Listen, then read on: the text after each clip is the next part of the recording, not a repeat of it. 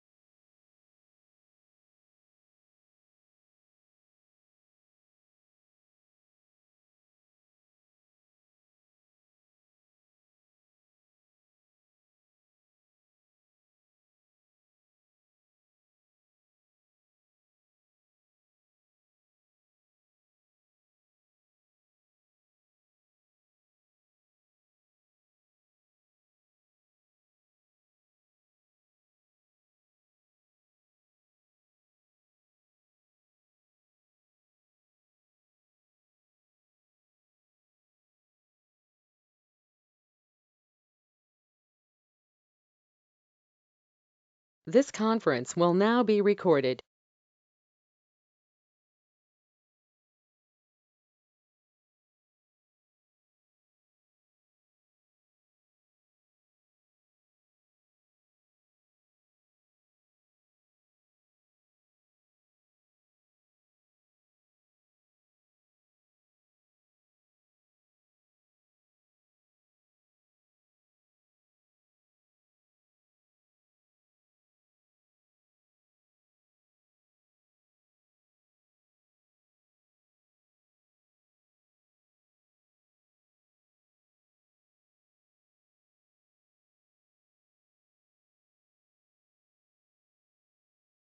As you recall, I brought these fees in front of us at the last meeting. And if we can go over, these are the same fees that you did see at the city council meeting, the last city council meeting. There was some discussion about these fees and some things for us to reconsider through that meeting. Okay, so just to recap, showing you how important the fees are on this first page. Talking about how we bring in over $500,000 in revenue fees to help offset the $2 million in expenses. We realize and we feel like this is a very important part of the department are these fees, and we've conducted a careful analysis of what fees have been successful and which have not. We want this new fee structure to be simple and a good fee structure for all. And we make sure that we ensure that these fees are meaningful and that current revenue is not negatively impacted. So on the next slide, you will see this is what we were. I don't know why it keeps doing that. It's like off. Okay, so this is presented at City Council in August meeting. Staff was instructed to do the following: change the veteran military discount from 10 to 20%, revisit the sports spectator admission. Okay, and this one was consider a membership rate if two seniors sign up at the same time, which was also called a couple, okay? So at that meeting, I did talk with Councilman Foster, and I did explain that it would be hard to do a couples membership because to define a couple, I think that could go into a lot of different ways. Is it, your roommate, or is it a true man and wife, the whole thing. So he did ask that we look at then something different, and I'll go through that when we get to that section. Okay, next. Okay, so here are our current fees. And if you'll go to the next slide, this is our proposed. You'll also find this on page 16 of your packet if you need to. I believe I have it right. Yeah. Okay. So here is, if you'll remember, I put the fees in parentheses that are the current fees so that we didn't have to keep flipping back and forth from slide to slide. All right, so these were all the fees that we discussed and what was proposed. And here is where I changed that 10% to 20 as recommended. Thank you. And so that's showing you that change right there. But if you will see, what we're doing is we are combining all the fees into, if you pay this either a monthly, quarterly, or annual, it's going to be for the whole facility. It's no longer be where you just go from, it's just a rec side or just a poolside membership. Now you can enjoy the whole facility. So if you'll see, the quarterly membership is based on 2.5 months of the monthly. Annual is based on 5 months of the monthly. Family membership is up to 6 people and is priced based on 1 adult, 2 children. Any rec center membership is good for the adult center membership. And we are proposing adult center only membership for $29 for the entire year. If you still want to pay a daily fee, that would be your choice.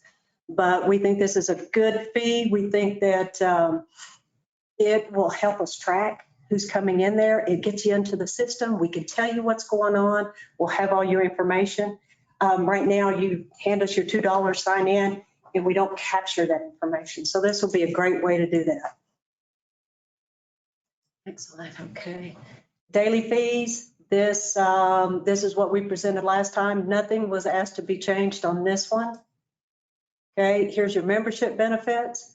And we'll just run through those quickly. It's access to the cardio room, open gym, access to the pool, access to the fitness room, access to the adult center. The adult center membership will have access to the billiards room, hospitality room, which is always free, the cardio group fitness, open studios, and all drop-in activities. So here's where we were showing that if we changed everything what we have today, and we went with these memberships, it was a potential loss of less than $2,000, but we didn't account for projected new members. So it may totally zero that out, or we're hoping it will. All right, so the remaining fees. This is where we talked about the sports spectator admission. Currently, it's $1 per person and $7 per person for the season. We're proposing now that it is $2 for the adults or $10 per adult per season. So that's 10 games. So if you buy the 10 games, it's only $1. But kids 12 and under are free. That's what I'd like to propose. We had every person before was paying. Now kids 12 and under come in for free. Okay. Did you say that last time? No, we didn't have it. You didn't say that last meeting, right? Correct. This is what Correct. she This came is, up the red is the change, Oh. the proposed change that came from the city council meeting. Okay, so, and I have updated your information in your packet to reflect This one. this change. Yes, ma'am. All right, so when I talked with Councilman Foster, he said to consider like if any 2 people sign up at the same time. And I did have a discussion with him, and I told him that what staff would like to recommend it is that we keep it at the $95 and that it's already $5. It's a great value right now. And it's already $5 lower than what we currently have, $45 lower than that combo. And so therefore, I told him that we would be coming to you guys, not recommending a couples fee. I kind of think that could be also maybe saved for some promos. If we were doing like a membership drive, could we do, hey, if you refer somebody, maybe they could get a discount. So I may be proposing that later, and that could be a promo that we do. So here is our ask. General Services approve the recreation department fees as presented. Are there any questions? I'm hoping I feel like I captured everything that council wanted me to capture. Any questions by committee members? I think she did a great job. Yeah, because my initial thing, because we were talking about down on our end about no spectator fee, or, because it used to be like a quarter, and then when it's 50 cents, now it's $2. So with the kids free, because that's what he was talking about, is get like $15, $20 by the time you have 4 kids in the league. And I saw this league spectator admission. What's the difference? Like, so if some of the kids paid, if I paid, my kids play basketball, and the little brother's playing, so I still have to pay with the other kids. Now the other kids wouldn't have to pay to watch their little brother's game with this one now. Correct. And I think this made sense. And it helps out the families. So I think it makes sense, and I think that was a good suggestion. I'm okay with that now, that the $10 per pack. I'm better at that because that $2 was a lot. Okay. Great. Anybody from the audience have any questions? Anybody online have any questions? I do have one question that came up, and I think this question got asked of you at the Parks and Rec Commission.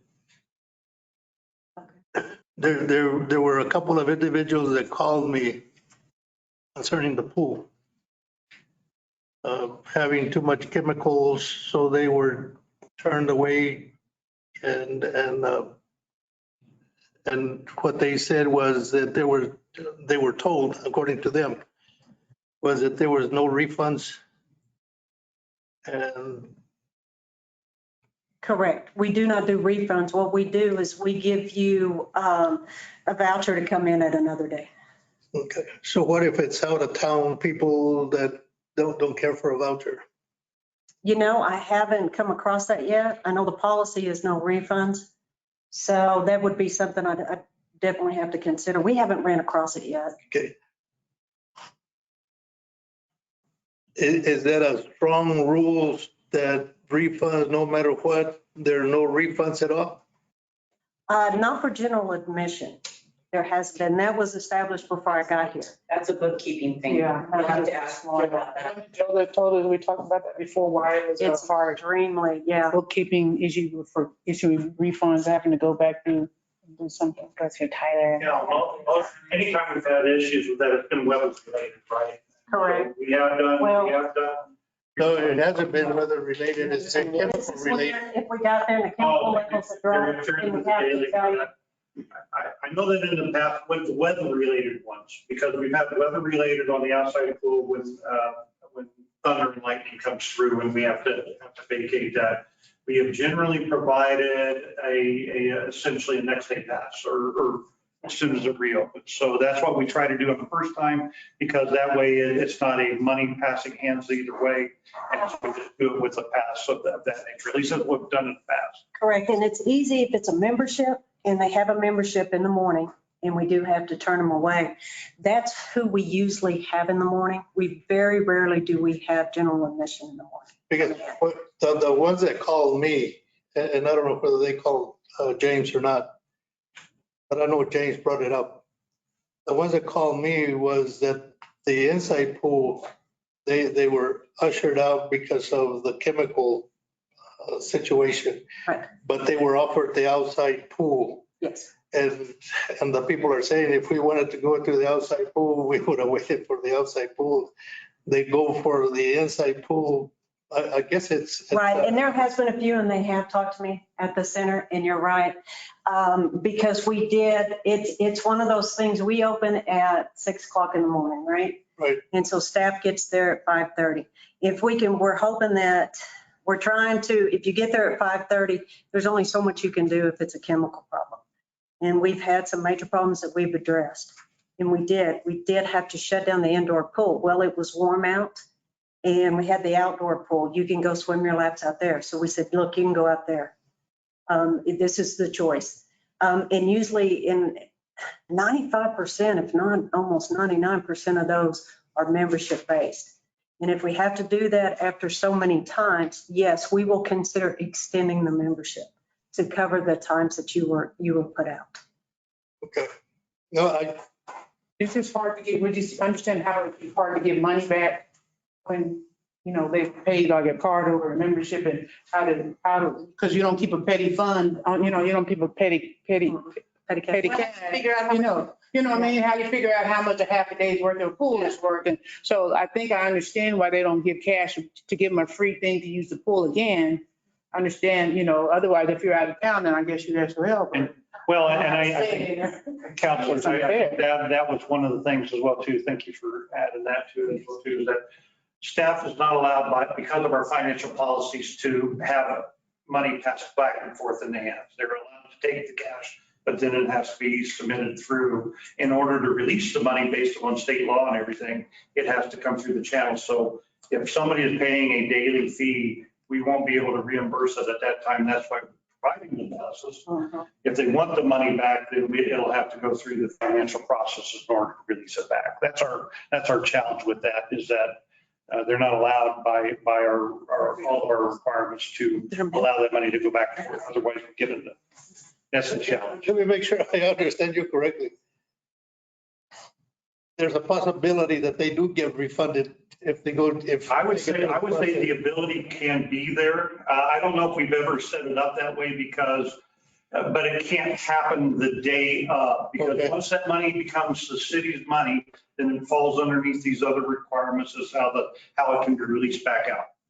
And so I hate to say it that way, but it has to go all the way up to finance office over To the here. committee, And then a request, and then it has to be released back out. And I understand it. So there would be the ability that a refund could be done, and it would be based upon our director saying, yes, based upon, a 5 minute into that pool or whatever the situation was that happened.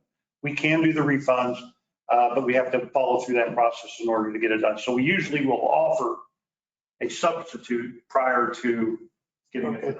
Because I think it's like when you get in the mail a 25-cent check, you're like, why? Why'd you even bother? It's just not worth it. The thing is that not Yeah. everybody thinks the same. Yeah, Yes, sir. no, I agree. And so some people may want to take it that. We can create that process. But I would say that there's nothing that this council has to do in order to establish the process. We just have to set the procedures so that it can be requested appropriately for that, because we can return money that. What is the paperwork nightmare on that though?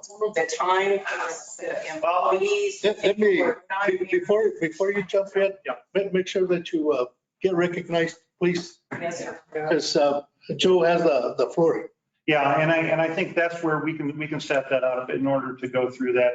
It'll be a little bit of a cumbersome process, but it can flow through there. It essentially it's a whole process going all the way up to finance and then returning that money back. And I think it's just like you said, Counselor, it'll be whatever that check is there. We cannot find a substitute that works. And And Mr. Chair, seriously, we don't want to close. We don't ever want to close. Usually a lightning event, and we usually say stick around. And we don't close, we say stick around till it moves out of the area.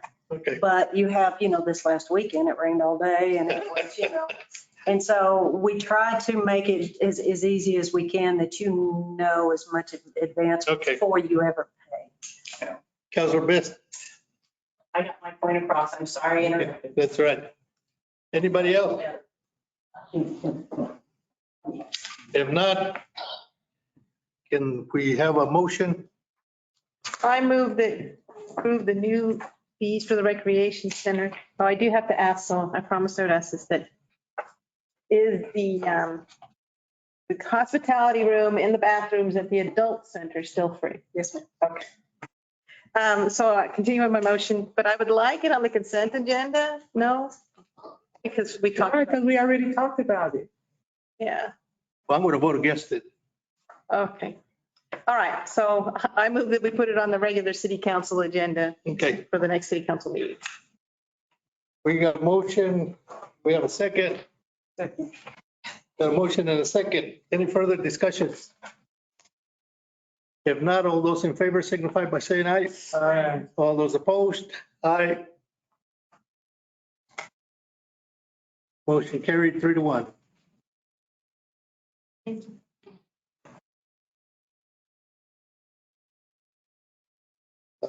Second item is consideration and approval of the Spring River Zoo exhibit design selection.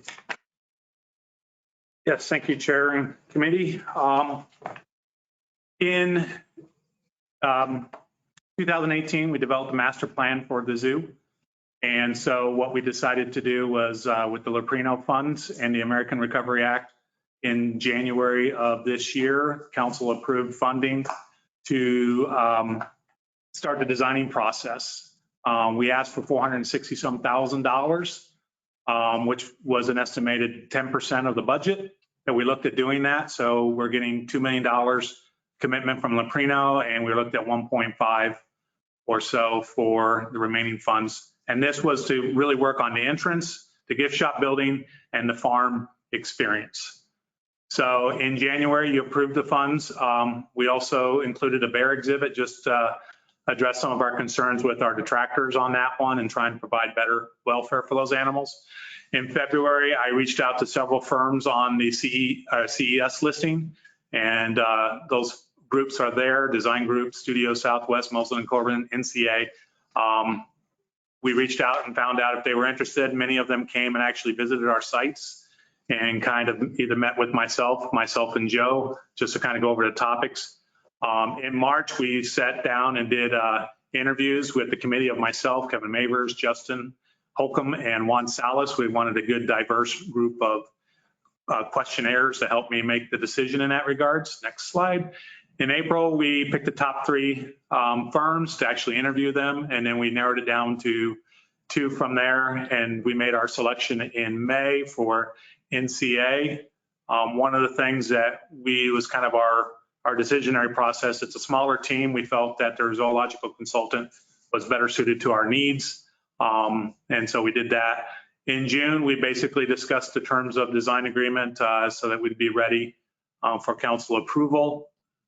Just a little bit about NCA is they've done several projects in the area. They've actually worked at Biopark Zoo, as well as, I think, if I remember right, parts in Carlsbad Zoo as well. So Stacy Lundrum actually worked for PGAV, which is a firm out of St. Louis that does a lot of theme parks, but she, in working with a small zoo in Big Bear Lake, California, realized that there was a need for small zoos to actually have someone who specialized in their needs and their particular budgets. So she is their consultant.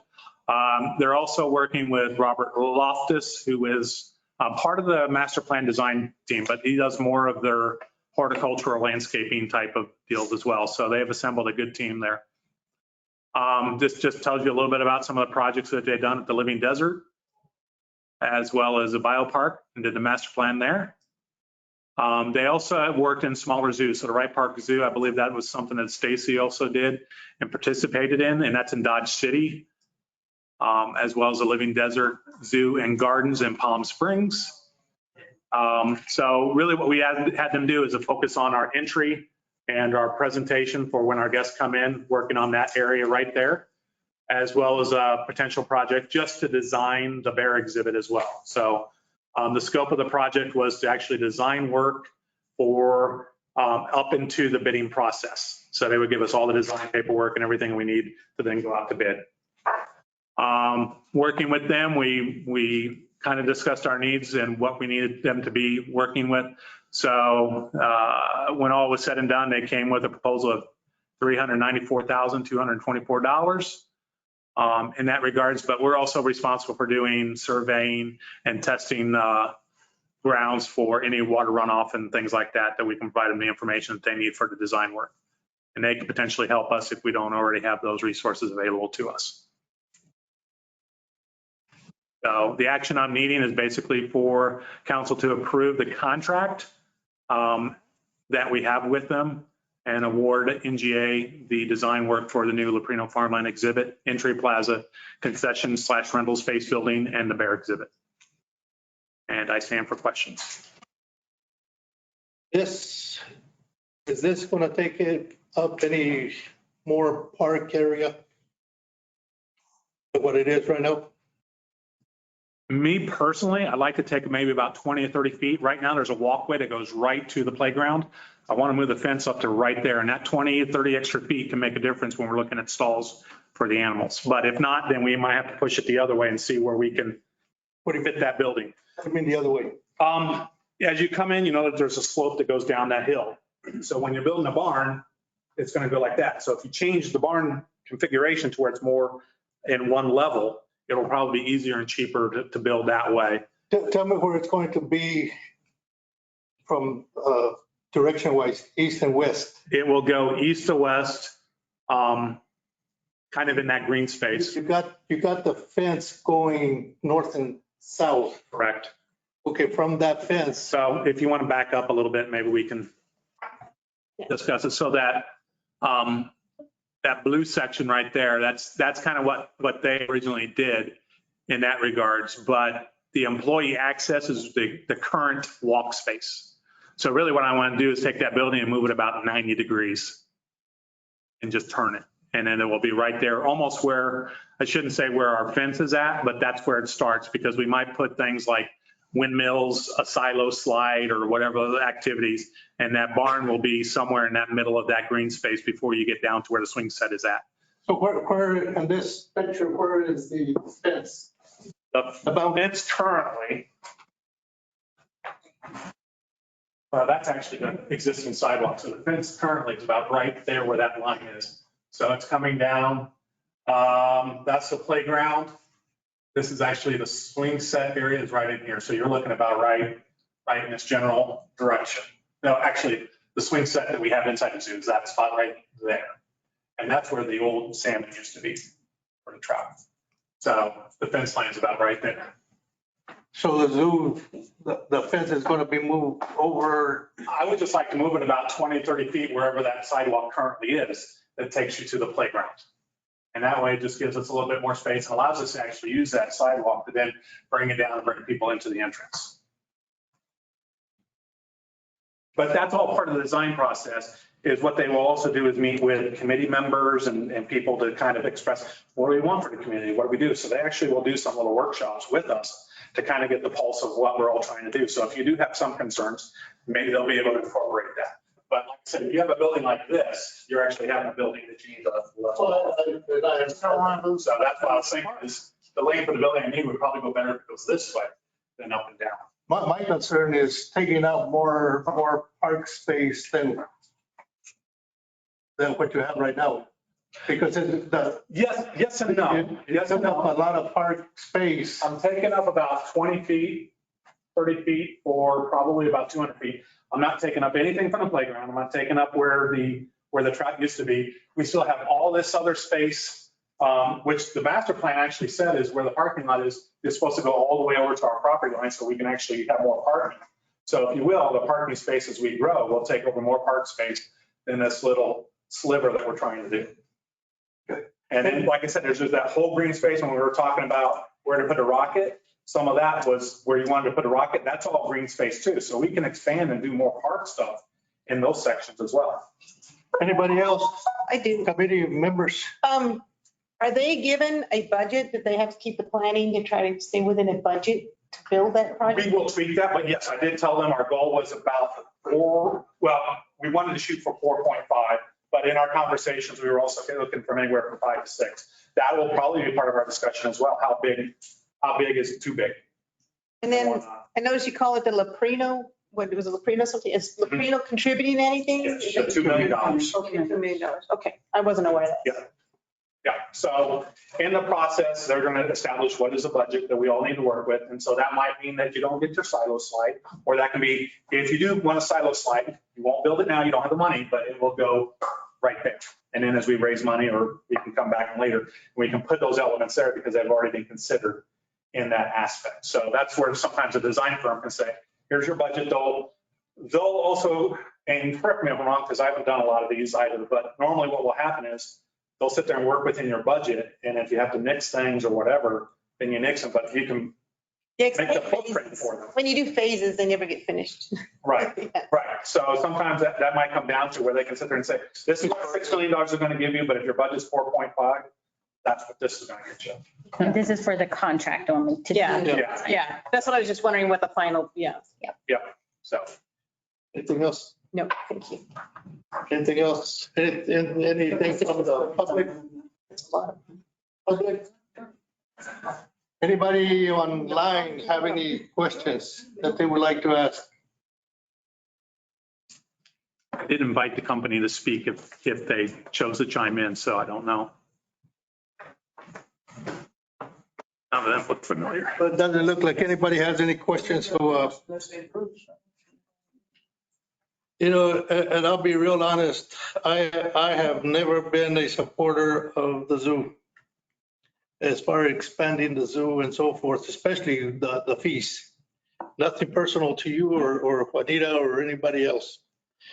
But I think that part got cut off too much, that you're taking up too much space for, diminishes the ability of kids to go and enjoy the area The lake, everything. and the pond, the swing, the concession stand. And I've never been a supporter of it.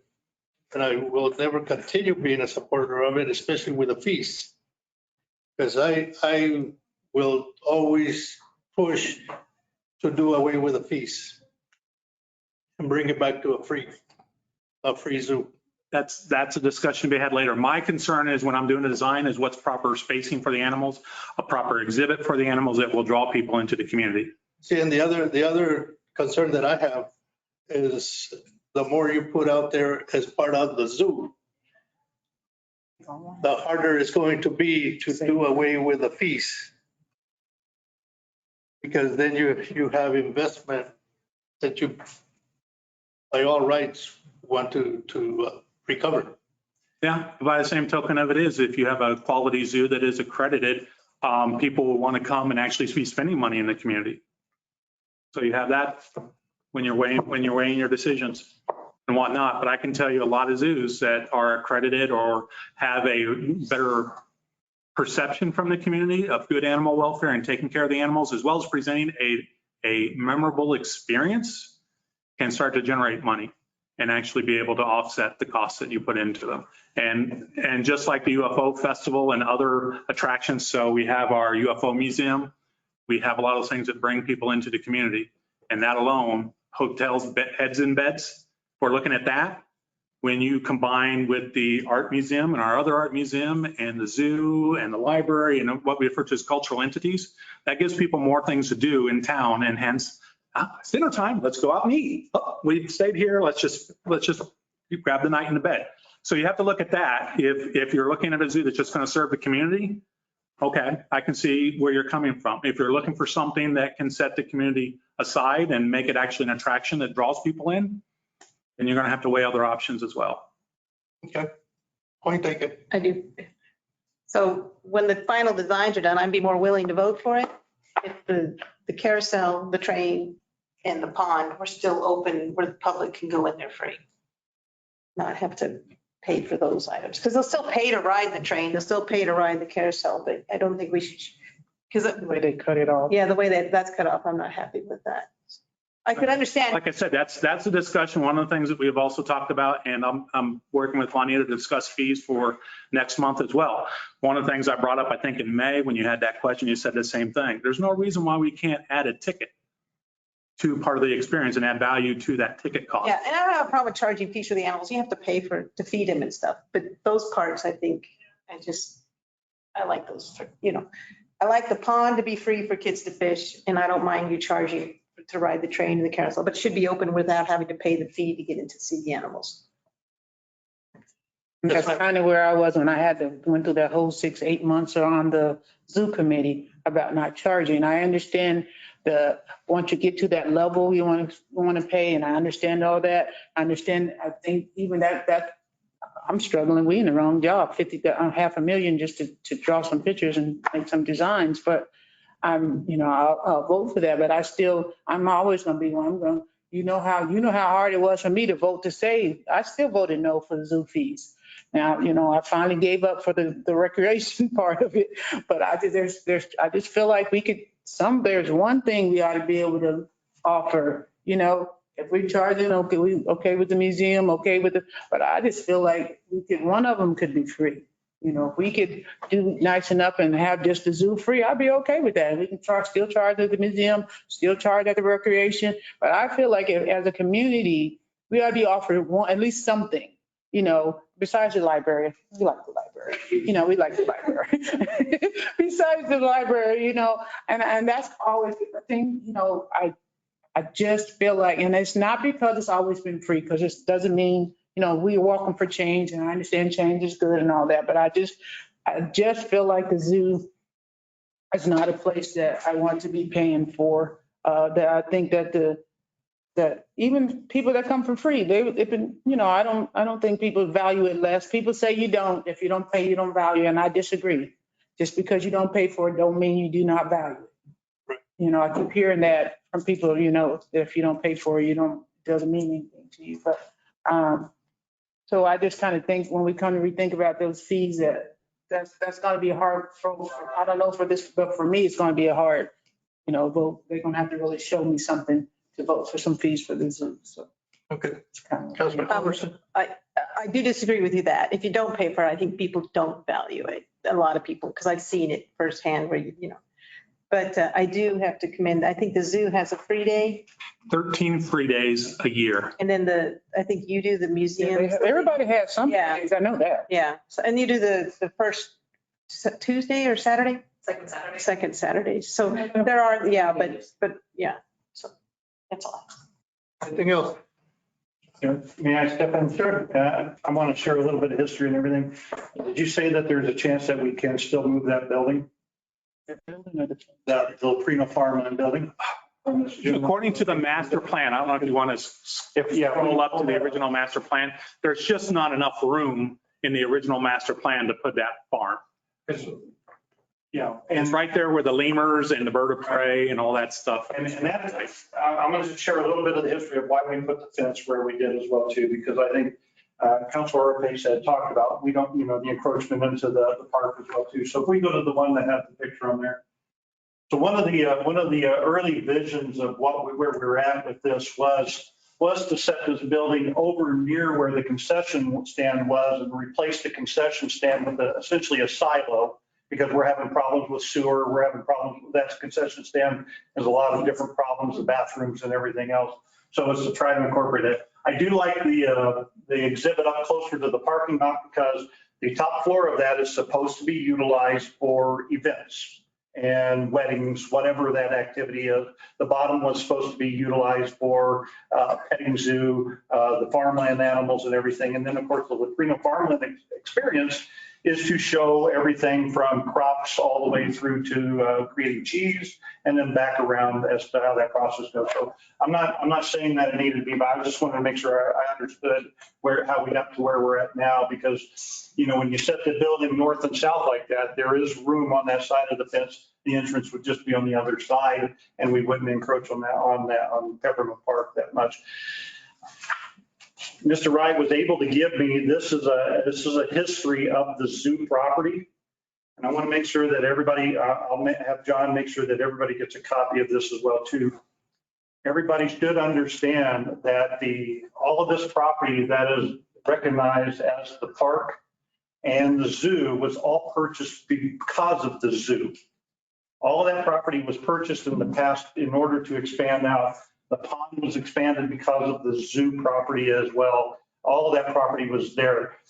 The idea was eventually the zoo would grow into all of that space. It hasn't done that, but that was the history of that property, was for that purpose. So as we talk about, and then again, it's not a question about whether I'm going to keep it free or charge for it. I just wanted to make sure that everybody understood that the property was built for the zoo or purchased for that purpose for the zoo. And that's the whole idea about that. The carousel was purchased to operate through the zoo. The train was operated that way. Whether we charge or how we do that. And the only other thing I will leave you with, because I struggle with fees as well too, but know that because of the way the city's system works, the money that we were able to save based upon the fee structure over there went into more streets, went into public safety. The money just stayed in the general fund to go to these other services. So as we look at the people that utilize the zoo and everything, when almost 60% of the people that were going there, at least when we did the one review early in this year in March, were from out of town, they're not paying property taxes. They pay gross receipts tax, but that gross receipts tax also goes to streets, public safety, all of those different structures as well too. So as we walk through that conversation, I will remind that at least to that level, even the cost recovery is not based upon charging a fee. It is based upon the revenue that's generated from that entity. So it can be generated through the gift shop. It could be generated a lot of different ways. But I just wanted to make sure I was clear on that and say, we will get you a copy of this history of everything, because I think it's really good information to understand how we got to today. So I'll leave it at that. Thank you, Council. Thank you. Anybody else? If not, I'll entertain a motion.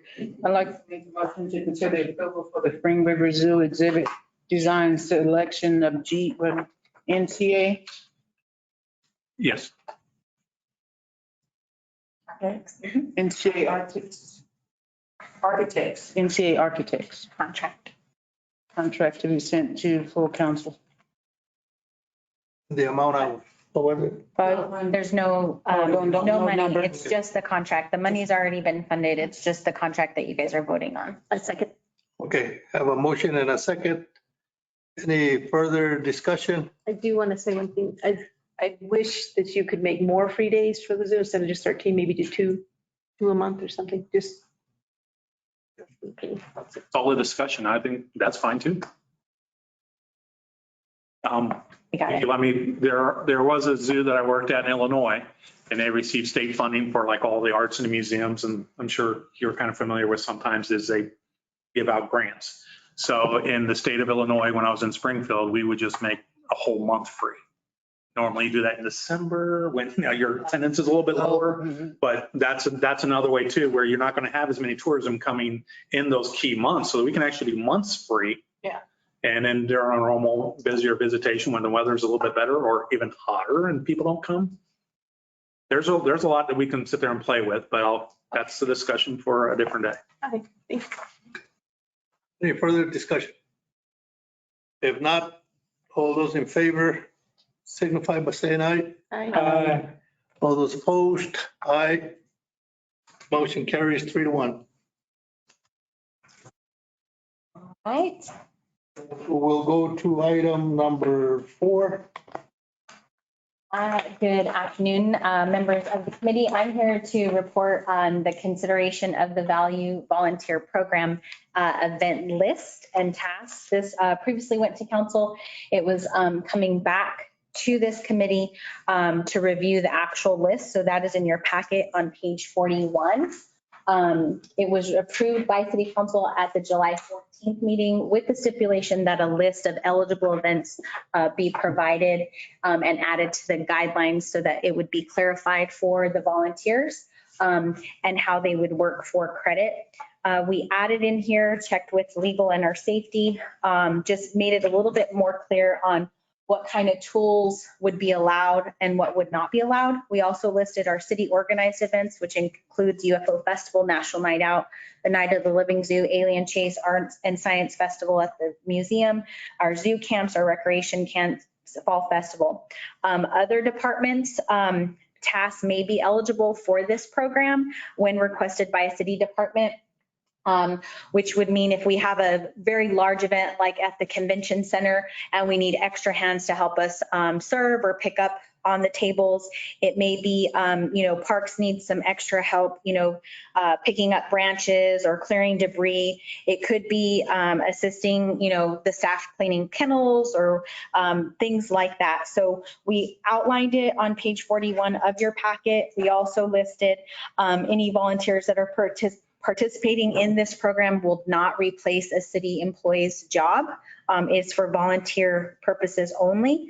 And all volunteers will be working under supervision of a city staff member. So if I will stand for any questions that you might have. Any questions from committee members? Any questions from the public? Any questions from people attending virtual? If not, then I guess we're ready for a motion. I'd like to make a motion to consider to include the proposed eligible events and task list to the Roswell Volunteer Value Program guidelines On consent or raise? on consent. We already. You gonna say no to? On consent. I'm happy. We have a motion and a second on consent. Thank you. And I will agree because it has already passed at city council anyway, so all those in favor signify by saying aye. Aye. All those opposed, motion carried unanimously. Right. Item number 5, consider funding for pond improvements and upgrades needed to create a safe recreational experience for free. There's a word, free youth fishing at the Spring River Zoo. For how many minutes?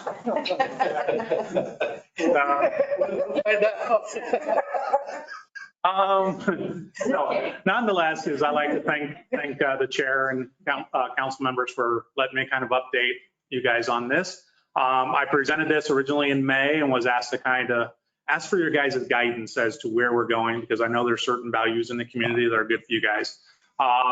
It's the same background as far as a pond and whatnot. So we worked with, in the past, with Game and Fish, because it was a youth fishing pond for children 12 and under.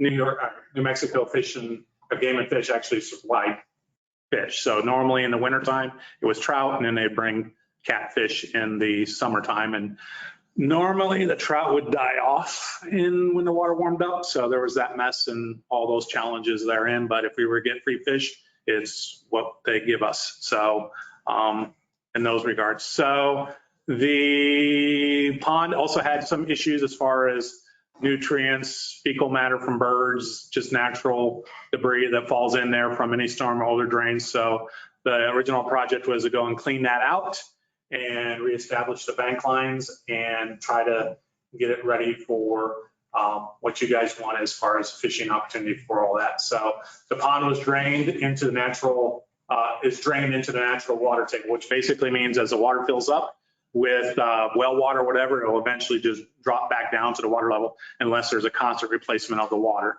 The renovation started during COVID, Jim, correct me if I'm wrong, in February, March of 2020. And it was to be determined to utilize our city and county staff working in collaboration together. I have not had any formalized plans to determine if there was a budget, and that was one of the things that we discussed, any plans along that. So Jim and his crew did kind of work the system as best they could to achieve the results as he could. So in that process, removal of trees, draining the muck, was all that done. We relocated a lot of the waterfowl. I think that was over to the bird sanctuary. The dock and the fountain were removed, or fountains were removed, and we added additional irrigation system as well. They added some new trees. They relocated the rainbow trout fountain. Now is a salmon fountain from the playground area over to this, and then they backfilled a lot of the soil and embankments rework. New underwater aerators that would allow for oxygen transferal all the way through the water column. And the water supply for the irrigation in the pond were hooked up to the city lines as the well line and pump were no longer functional during the renovation. Changes that altered the plan is mentioned that now because we charge fees, we have to really rethink if we could offer a free experience for our guests. But it would also allow us, we were looking at doing a Class A license that would permit everybody to fish there with basically admissions into the zoo and whatnot. The well water wasn't functional. I did bring in Chris from Atkins Engineering, and I am trying to understand the whole well process and whatnot.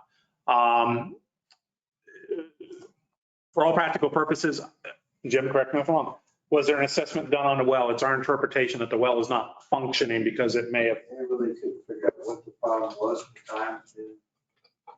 This, what you're getting here was actually designing a new permits, new wells on 9 yards. So we're the same thing at the time. In the past, a lot of times in the case of well, you don't have much volume and stuff coming out. Yeah. So the $165,000 here was based on starting from scratch, new pump, new well, new permits, everything that's involved.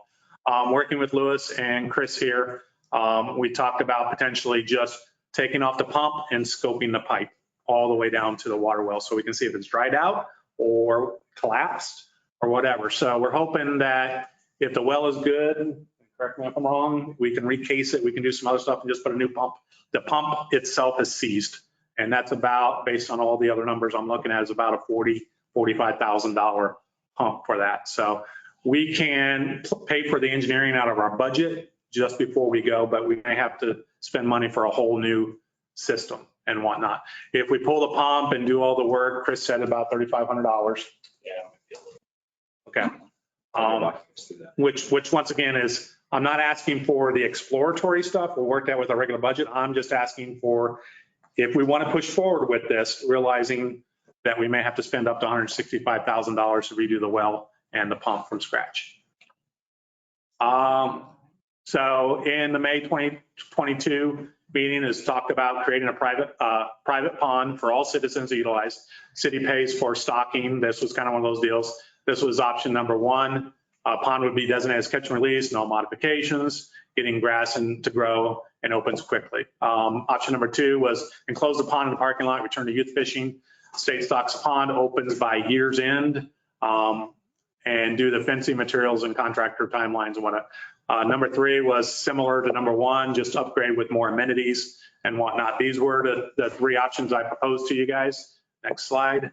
And what you guys asked me to do is provide an amenity-driven free youth fishing experience. So that meant enclosing the pond, the south parking area with new gates and fencing. This will provide free access to the pond and meet the criteria for state stocking. So based on what we're doing with our perimeter and trying to do the same linear footage and supplies, I actually reached out to the manufacturer that does that, and we're looking at about $60,000-ish in material and maybe another $20,000 to install the barrier that you see outlined in red. That's on top of the 160, I'm sorry. Sorry, do what? Yes. I'm just going to key elements that we talked about, and then I'll have a final destination. So I also presented this where we put the trash cans, shelters, because we don't really have the mature trees there. So we want to keep people out of the sun or be able to take a break. Restrooms, drinking fountains, benches, tables. I was also looking at a dock if we need to put our deal, but the docks that I was looking at actually has railings so people can fish from the dock. Water fountains for also aesthetically and also extra aeration. If I do pathways, are they going to be dirt, crushed limestone, things like that. And then also the potential to just move a building over there that we can use for party rentals and whatnot that we currently have in our entrance. When we redo our whole new entrance, we can repurpose that building as well at that time. So the amenities that we were looking at was a John boat with a trolling motor, life rings and safety poles. We want to make sure that if someone does fall in with the embankments and whatnot, that we're able to have them rescue. And then just having nice fountains, that'd be a nice little drive and whatnot. We also looked at restrooms, drinking fountain, shelters, trash, and all that stuff there. What's the John boat for? If I have to reposition any of the fountains, if I have to reposition any of the aerators, if I have to collect trash, remove fish. You want to go for a swim? Huh? You don't got this scuba gear? You don't got no scuba gear? Come on. I am not scuba certified. But that also, everyone, this is what the pond looked like in May when I presented it to you. Next slide. However, at the end of June, we had that 3 inches in that 1 hour event, and it caused major erosion and collapsing of the embankments. So we do have some sinkholes that we think may be attributed to irrigation. The embankments themselves, I had Juan Salas come out and look at that for me, is in the picture in the right-hand side, you can kind of see where it's a little bit grayer. That's the original embankment, compressed soil and whatnot. So with all these rain events, the soil just didn't have time to settle in a whole bit. But we also have major embankment failure where the weight is actually, instead of eroding, it actually pivoted out from underneath because of the water levels and the saturation. So There was nothing planted there to stop the erosion?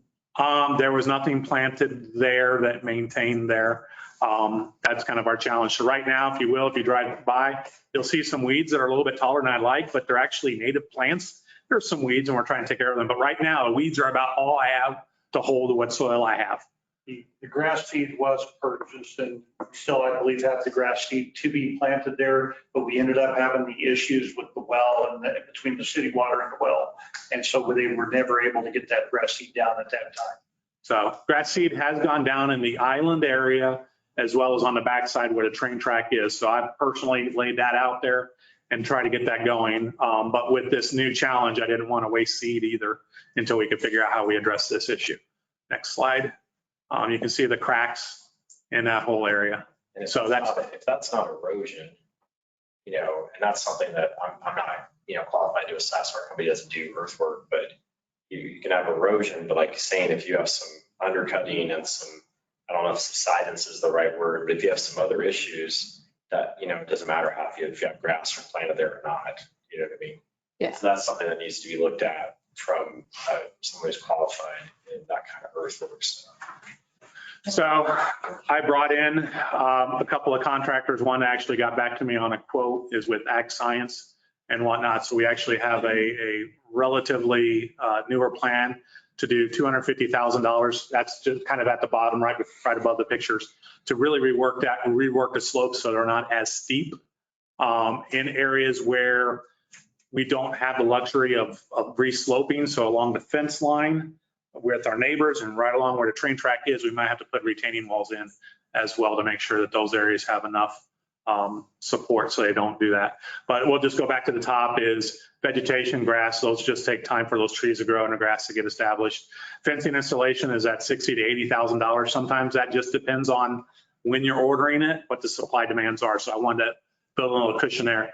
Obtaining the safety equipment, that was the John boat and the life rings and the catch poles and things like that. That was $13,000.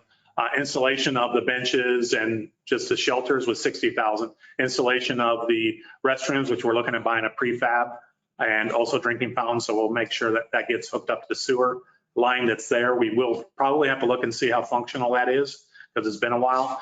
But that was estimated at $90,000. The fishing dock I originally thought was $40,000. It's coming in at $30,000. And installation of a new well. Once again, do we repurpose the well? Do I get a new pump? But I wanted to make sure that we knew our maximum cost if we had to start from scratch. And then the building that I mentioned we already have, and then redoing the embankments. So you add all that up, it's $330. But then I was also looking at 10% if there's cost overruns. If we come into other stuff, I want to make sure that I don't have to come back to you guys and kind of go, oh, we found one more thing. So I'm trying to build in a reasonable inflation cost and all that as well. So I'm at. So you guarantee us that you won't go over 767? I will not make that guarantee, but I can tell you I ran the numbers and I've asked lots of people and I'm not an engineer and I've been trying to figure out this stuff because in the end, I want a safe experience because if someone's on an embankment, to be quite honest, if I'm being asked right now to weed whack that embankment, I'm going to slide in and I don't have anything to pull myself up on. So. Is that including doing, since he said if there's something wrong with that, where the water thing is cracking, that's not even included. Yes, that was the resloping of those embankments and the work done. All of it? That's for 250? Yeah, that's what I asked them to kind of relook at. I mean, you could potentially rework it and put concrete granite, but I think we were even talking is it can backwash behind there if it's still not sloped right. So that's what I'm saying is I'm not an engineer, but I've been trying to work with people whose skill set are these areas. And that's why, he mentioned he's the well guy, but, just having some other people just kind of give it different eyes. So Juan Salas came out and looked at there. He actually discovered that there were original plans. And I have not put my eyes on them, but there was original plans with how to do it with riprap and other support and whatnot. So the number that was given me when I first presented this in May was $500,000, but that was from a long time ago. I was asked to do my research and try to bring in more newer numbers and maybe different alternatives. And that's why I went with Ag Services, who does the, Councilmember Best can actually tell you their skill set, but they actually do this for retention ponds for the dairy industry. So I feel that number is a little bit more reasonable. Any questions, committee members? Any questions from the public? Chair, can I? Sure. Can't keep my mouth shut. Say it ain't so. I'm gonna help you with reducing 200,000 out of that number right there as well too. When we started the pond project, we were hoping to do all the amenities out there, the benches, the tables, the restrooms and everything through sponsorships and donations. Give everybody a chance to do a memorial bench, give everybody a chance to do a memorial shelter. We believe that there's enough caring people out there that can assist with that. So I would say I would rather not spend the city money in order to do those things unless we're not able to find sponsors or people that will donate to put their name on something of that nature. I would ask that we do a little bit of consideration on fencing it off entirely. If we're going to do that, that means it's going to be unsupervised, which I would like to know what our liability issues are if we're not keeping an eye on it from how we were doing it in the past. Because again, I think you talked about with the railings and everything. We have people that come into our town. Nobody from our town is stupid enough to fall in. So I'm just saying it's, but in my mind, I think we should look at the liability issues as we try to bring it back to that type of a use. And my only other issue with it was, and I've seen it personally throughout the years when we were open, people forgot to bring their children when they fished as well, even though that's a youth fishing pond. There were people out there fishing that pond out for other reasons. And in my mind, if it's a youth fishing pond, they should actually have one of the young ones with them. And that was the most frustrating thing, I think, for us as we were looking at how do we do this a little bit differently, because people would go out there and they'd fish it out. And so, and as we stock it every year, they would fish it completely out. So nothing ever got bigger than what the game and fish brought out. There was nothing that would actually survive out there. And then, of course, the trout dying and everything. So I would love to make sure that everybody looks in that. I think the first thing is that we need to find out what's going on with that well. That would be something that I would like to have better information on. If we're going to turn it back into a free site, then fencing makes a lot of sense for that in order to keep the division between the two. But I think there's a little bit of time with some of that. I know that I talked to Jim about this as well when we were doing the pond one. We did it during COVID. We brought it in-house so that we could put all of our people, keep all of our people to work through COVID. I mean, it was a good project for that. We ran into a lot of different issues throughout that project. And so it took a lot longer than we really wanted it to do, but we had a lot of help out there in order to get that done. When we dug it out a little bit farther and we tried to smooth out those sides, but it sounds like we still have some areas that are sloughing and everything of that nature. So I think having somebody to determine how to prevent that, because I think John is correct as well too. There are certain areas where it gets very tight along that fence, but those are just my comments. So if you want to move it forward, I would remove those things that we can find sponsors and donations for in order to have the community there with us. And if they can help salvage all that different stuff. And so that's my only recommendation, I think, based upon what this action is here. But I know we need to find out on that pond or the well. We spent a year talking about it, trying to figure out how we were going to pull it and everything. And I think they really need to get into that work so that we know where that water is coming from.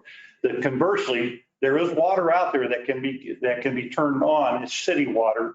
And I think when it was on, we were running about 3,000 a month in water to water that area. So be aware of that's why they're looking at trying to fix that well, is that the other side of this thing is the water we currently have is more expensive in order to operate. And so we can either fix the well or fund you differently. Yeah. And so those are the differences that you have. I'll rest at that. Thank you. I would say, just so everyone knows, the zoo has water rights. The zoo has its own water rights, has its own wells. That well is pretty old. It's an artesian well. It's a relatively shallow artesian well. It's probably been there quite a while. But the idea would be obviously not to go drill a well if we don't have to. The idea would be to try to get the pump out, see what's going on with the well, do a thorough work over there. And if the well is usable, and there are artesian wells in the valley that are 100 years old that are still perfectly functional. So we want to do the least amount possible first. And it's going to be tricky. Pulling an old pump is tricky. That's what we want to start with, is the least amount possible. And understand that if there is a problem, that we then go to the next level. And I'm sorry, I didn't catch her name. I understand you're a new city employee engineer? No, my name is Chris Cortez. I'm the operations manager of Atkins Engineering Associates here in Roswell. Just to make sure we get it on. Yeah, no worries. I'm a project manager. And then, they've asked us to come in and look at the well and work with some local contractors to figure out what's going on with the well. Okay, thank you. Yes, ma'am. So, Mr. Haskins, so you do see the value in working on that pump first. You see the value in trying to make the pump work first instead of trying to rebuild and build a new pump. Artesian wells are expensive. And so if you can salvage that existing well, no matter what, if you're going to replace that well, you have to properly abandon that old well, right? And PVACE, the Pecos Valley Artesian Conservancy District, will do that for free. They'll pay conservancy tax. But what we want to do is try to pull the pump out, see what the condition of the well is, and see if that well is still usable. Or if it's not, then now we've cleared everything out and it can get plugged properly. We want to spend the least amount of money first and just investigate that well. And drilling a new artesian well is expensive. That 165 number is, when you add in one thing you don't have in there is once you go over a certain amount, drilling is considered heavy industry. So you're going to get into wage rate determinations. So the cost for the labor for drilling a well is going to be more expensive. If you just get a casual quote from a driller, but you don't have all that built in, they'll have to meet all that wage rate determination, and it's heavy industry, so it's more expensive. And then that's probably pretty close to drilling the well. But then when you actually equip the well, right, that's going to add. So that number is a little light, I think, but I know you just got a casual quote. It's going to be, it'll be in that range. That's a good back of the envelope number. It'll be, artesian wells are not, you have to cement them properly. There's a lot of things that go into drilling an artesian well. But so they're not expensive, but we want to start with the least amount possible and work our way towards the resolution. So I've seen old artesian wells. I've seen pumps come out of old artesian wells. They run the camera, the well's fine. They run a new pump and you're good for a little bit more time. Then maybe buy a little buffer and you can say, hey, in 5 years, we might need to replace this. So you can start working towards it. But you can start slow and work our way through that. Any more questions? Questions? And then obviously it's cheaper to pump water out of that irrigation well right there than buy it from the city and transmit it, right? You're pumping it right there. Your pumping costs are less. That pond is going to evaporate, right? He's right about the water table, but that you have evaporation working on that pond, which is a function of the surface area. So you have to constantly be putting water in that pond to keep the water level where you want it. So having a pump right there, that pump was actually called the Joyce well. It was donated by the Joyce family to the city with that land on there. That being able to pump water right there and put it in that reservoir is always going to be a less expensive option than buying water from the city municipal supply that's been treated for drinking water. Correct. You're almost like, this is just irrigation water, basically. So that's going to save a ton of money in maintenance costs of that reservoir. So that's really great. And irrigation right there. It's going to be a lot cheaper for you right there to do that with your well on site and your water rights that exist. Councilor Best. Yes, sir. I have two questions. When you pull that pump out, can you drop a pump in there and see your gallons per minute and see if it has lost any of that throughout the years, if there's any documented anywhere? Because I know we used to drop pumps in our wells just to see what it would pull out. Yeah, so that's a 10 or 10-inch casing in the artesian aquifer. That well probably makes more water than you could ever use. So you're saying it's our picture behind you?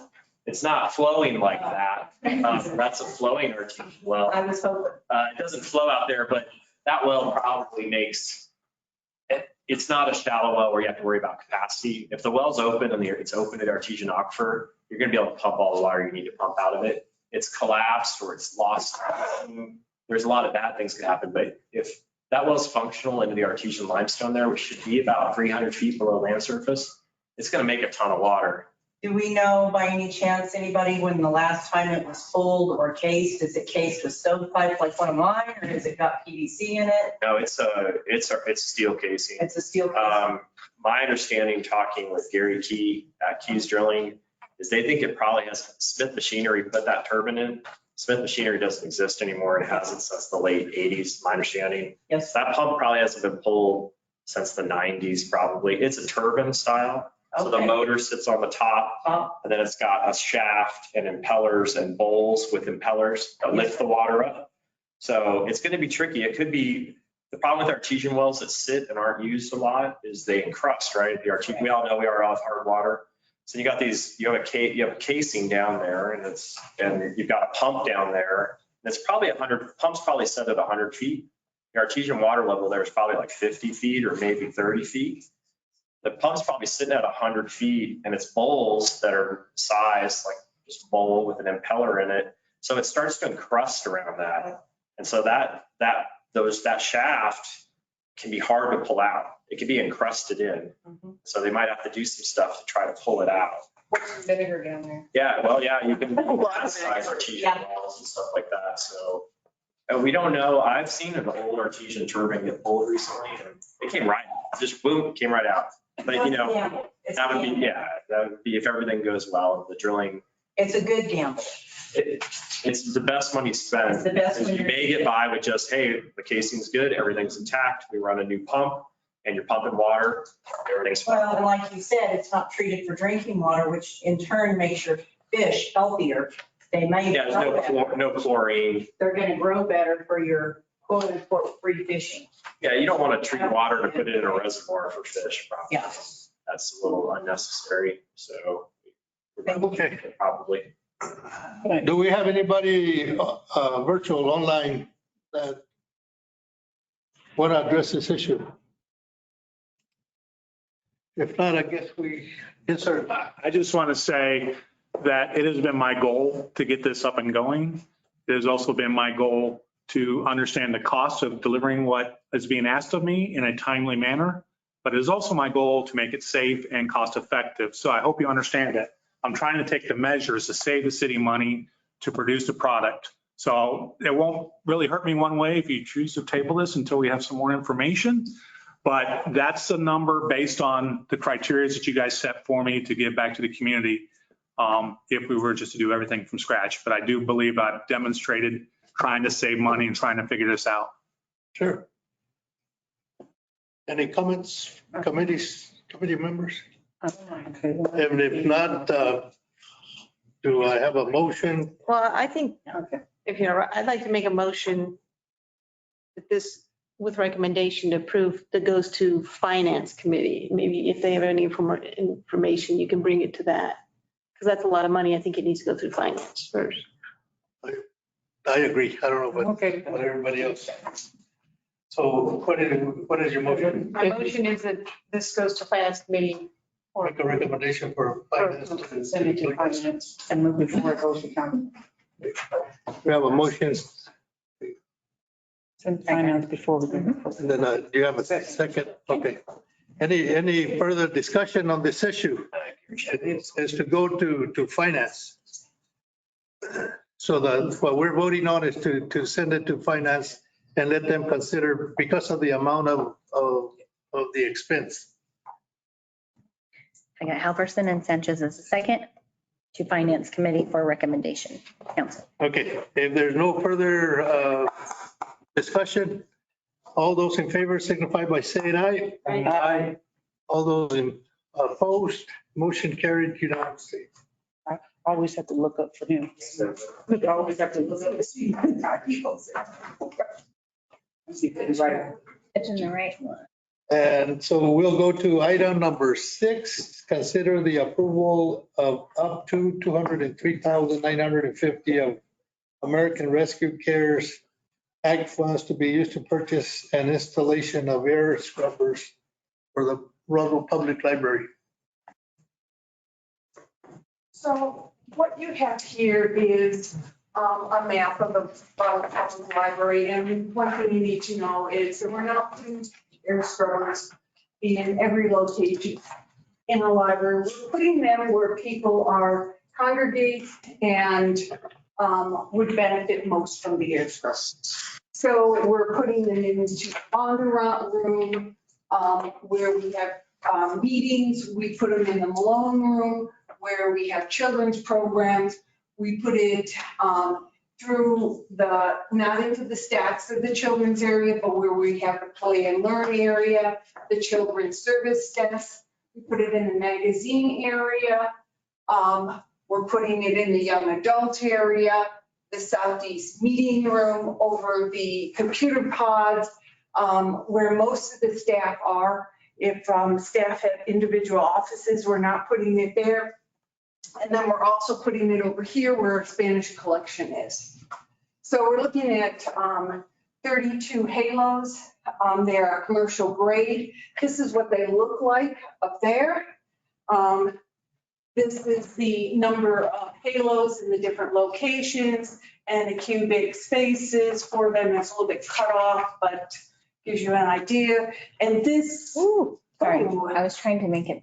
and this is the equivalent ACH, which I have no words for telling you what that is.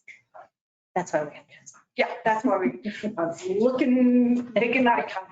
But I would think that that's the air movement. So does anyone have any questions? Any questions of committee members? Any questions by the public?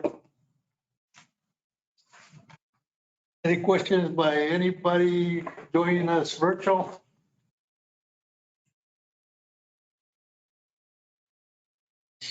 Hearing none.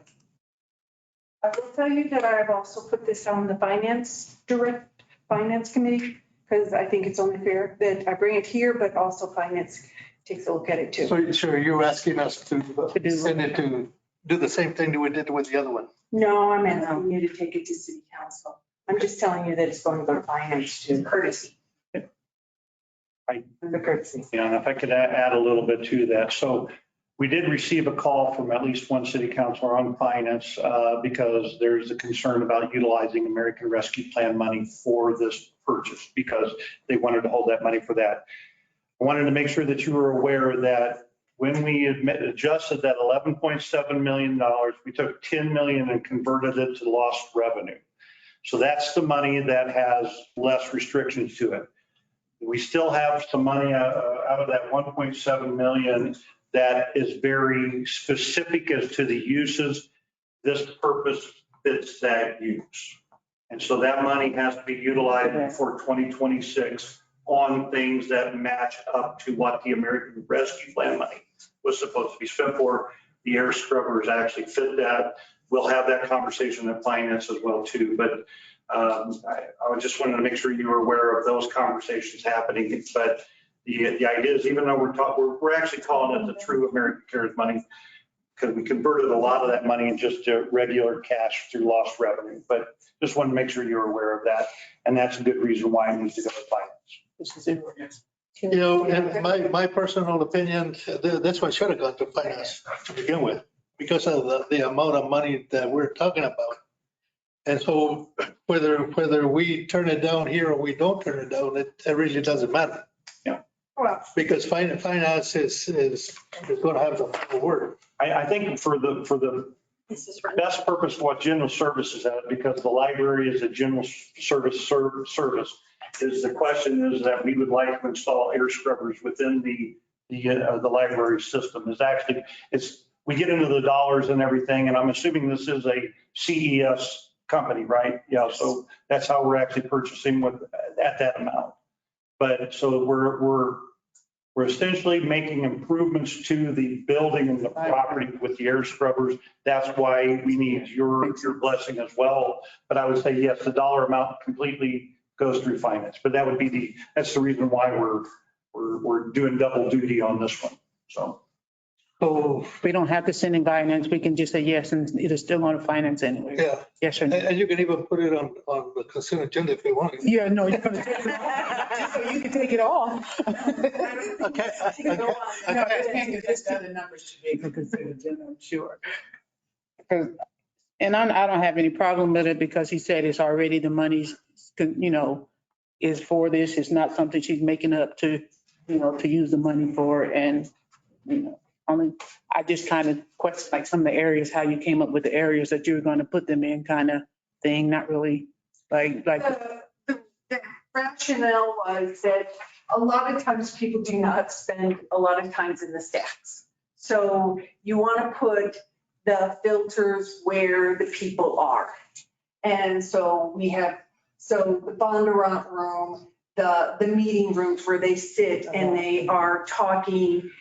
We can also have the ability with this to program it, so to turn it off and on at certain times. So it's not running all 24/7. The circulation desk, we wanted that because everyone comes in and is at the circulation desk. Plus we have staff there all the time. Since we have moved more of the staff into one room, we wanted to have the area behind the circulation desk where most of the staff is there. And since the play and learn area, which is in the children's area, is pretty much being used constantly, which is great, we wanted to put air filters in there. What do you know about how it's going to affect the electric bills, the monthly electric bills? Do you know anything about how? It's 50 wattage of power. Am I saying this right? 50 wattage per unit. And so, yes, it will increase our electrical bill. But it is not going to be running 24/7. We'll turn it off at night. And the air goes up and then it comes back down. So it's not going round where would be continually contaminating one person as it goes around. It goes up and down. So that is the best way of doing filtering. We would also have a cost of the filters, but that's every 3 to 5 years is what is being recommended. So can you turn off sections? Like if there's nobody in the bondurant room, there's no need to run that. You can. We're hooking it up to a computer to set up the times. Okay. Okay. But you can do each. Yeah, for each one. Yeah. So I'm not, for the bondurant room, we would set it up when the most people commonly use it. Yeah. It would be turned off, when we're not. Yeah. When it's not. Okay. Any other questions? If not, we're ready for a motion. Okay. I move that we consider the approval of $203,000 and it goes to Finance Committee with recommendation for approval. Second, I thought we were sending it to council. She's going to finance anyway. we're going to finance anyway, so We're sending it to it council. doesn't Yeah, matter. it does. Yeah, we're sending it to council. Well, I'd rather just send it to Finance and let them. Have a second. Did you see her face? Anyway.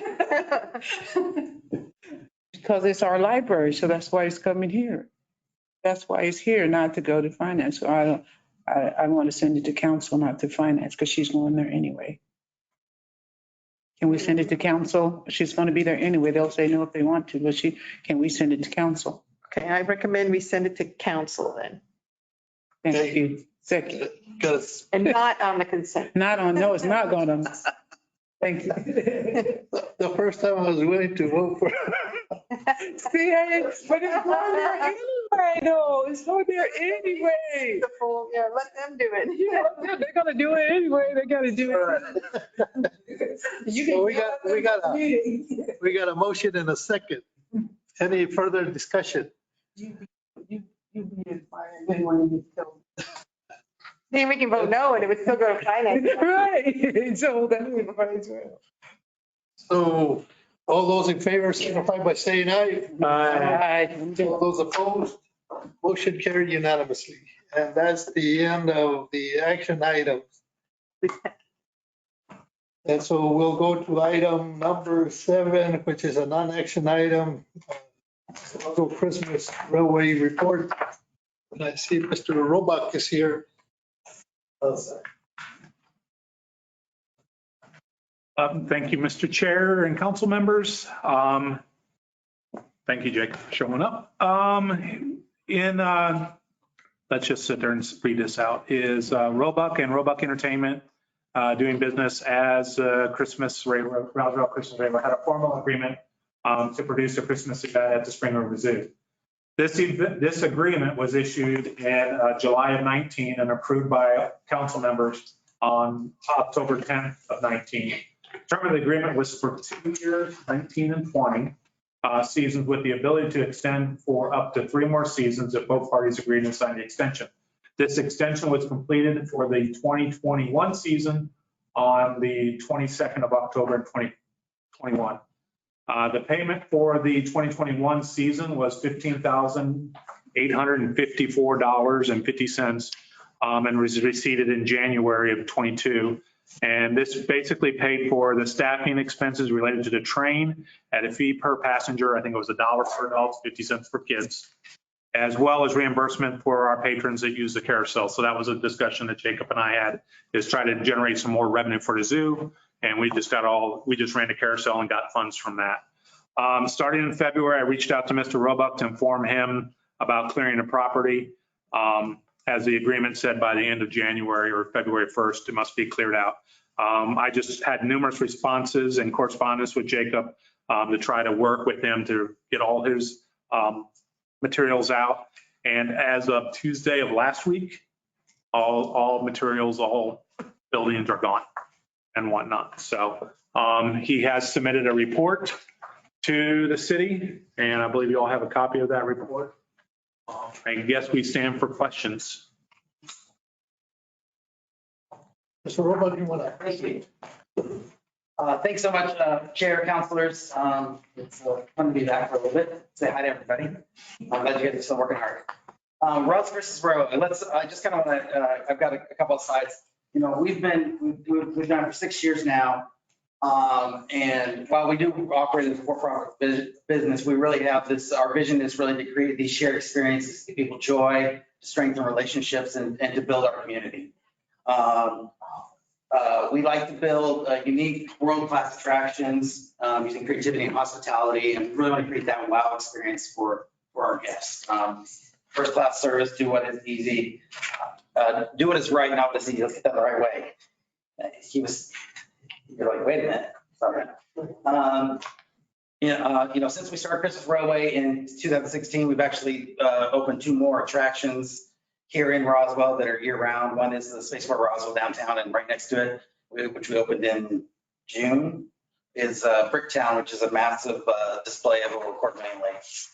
So we love Roswell, and we're excited to be helping with the tourism industry here. I'm excited. So the Christmas Railway has been this amazing collaboration. Of course, Roebuck Entertainment. I can't say enough about my team that has worked on this over the 6 years. The city of Roswell has been the other incredibly key partner in this. This really started off of one day when I was out riding the train with my daughter, who was really small at the time, and now she's a lot bigger. And just being on that train and really loving that train, thinking what else could happen out here? How else could we use this? Our business community has been extremely supportive, as well as our art and music community. We have so many performers, hundreds and hundreds of people from dance and different choirs and stuff like that come out every year to perform, as well as our artists who create displays. Over the last 6 years, we've been open out in the zoo 118 nights.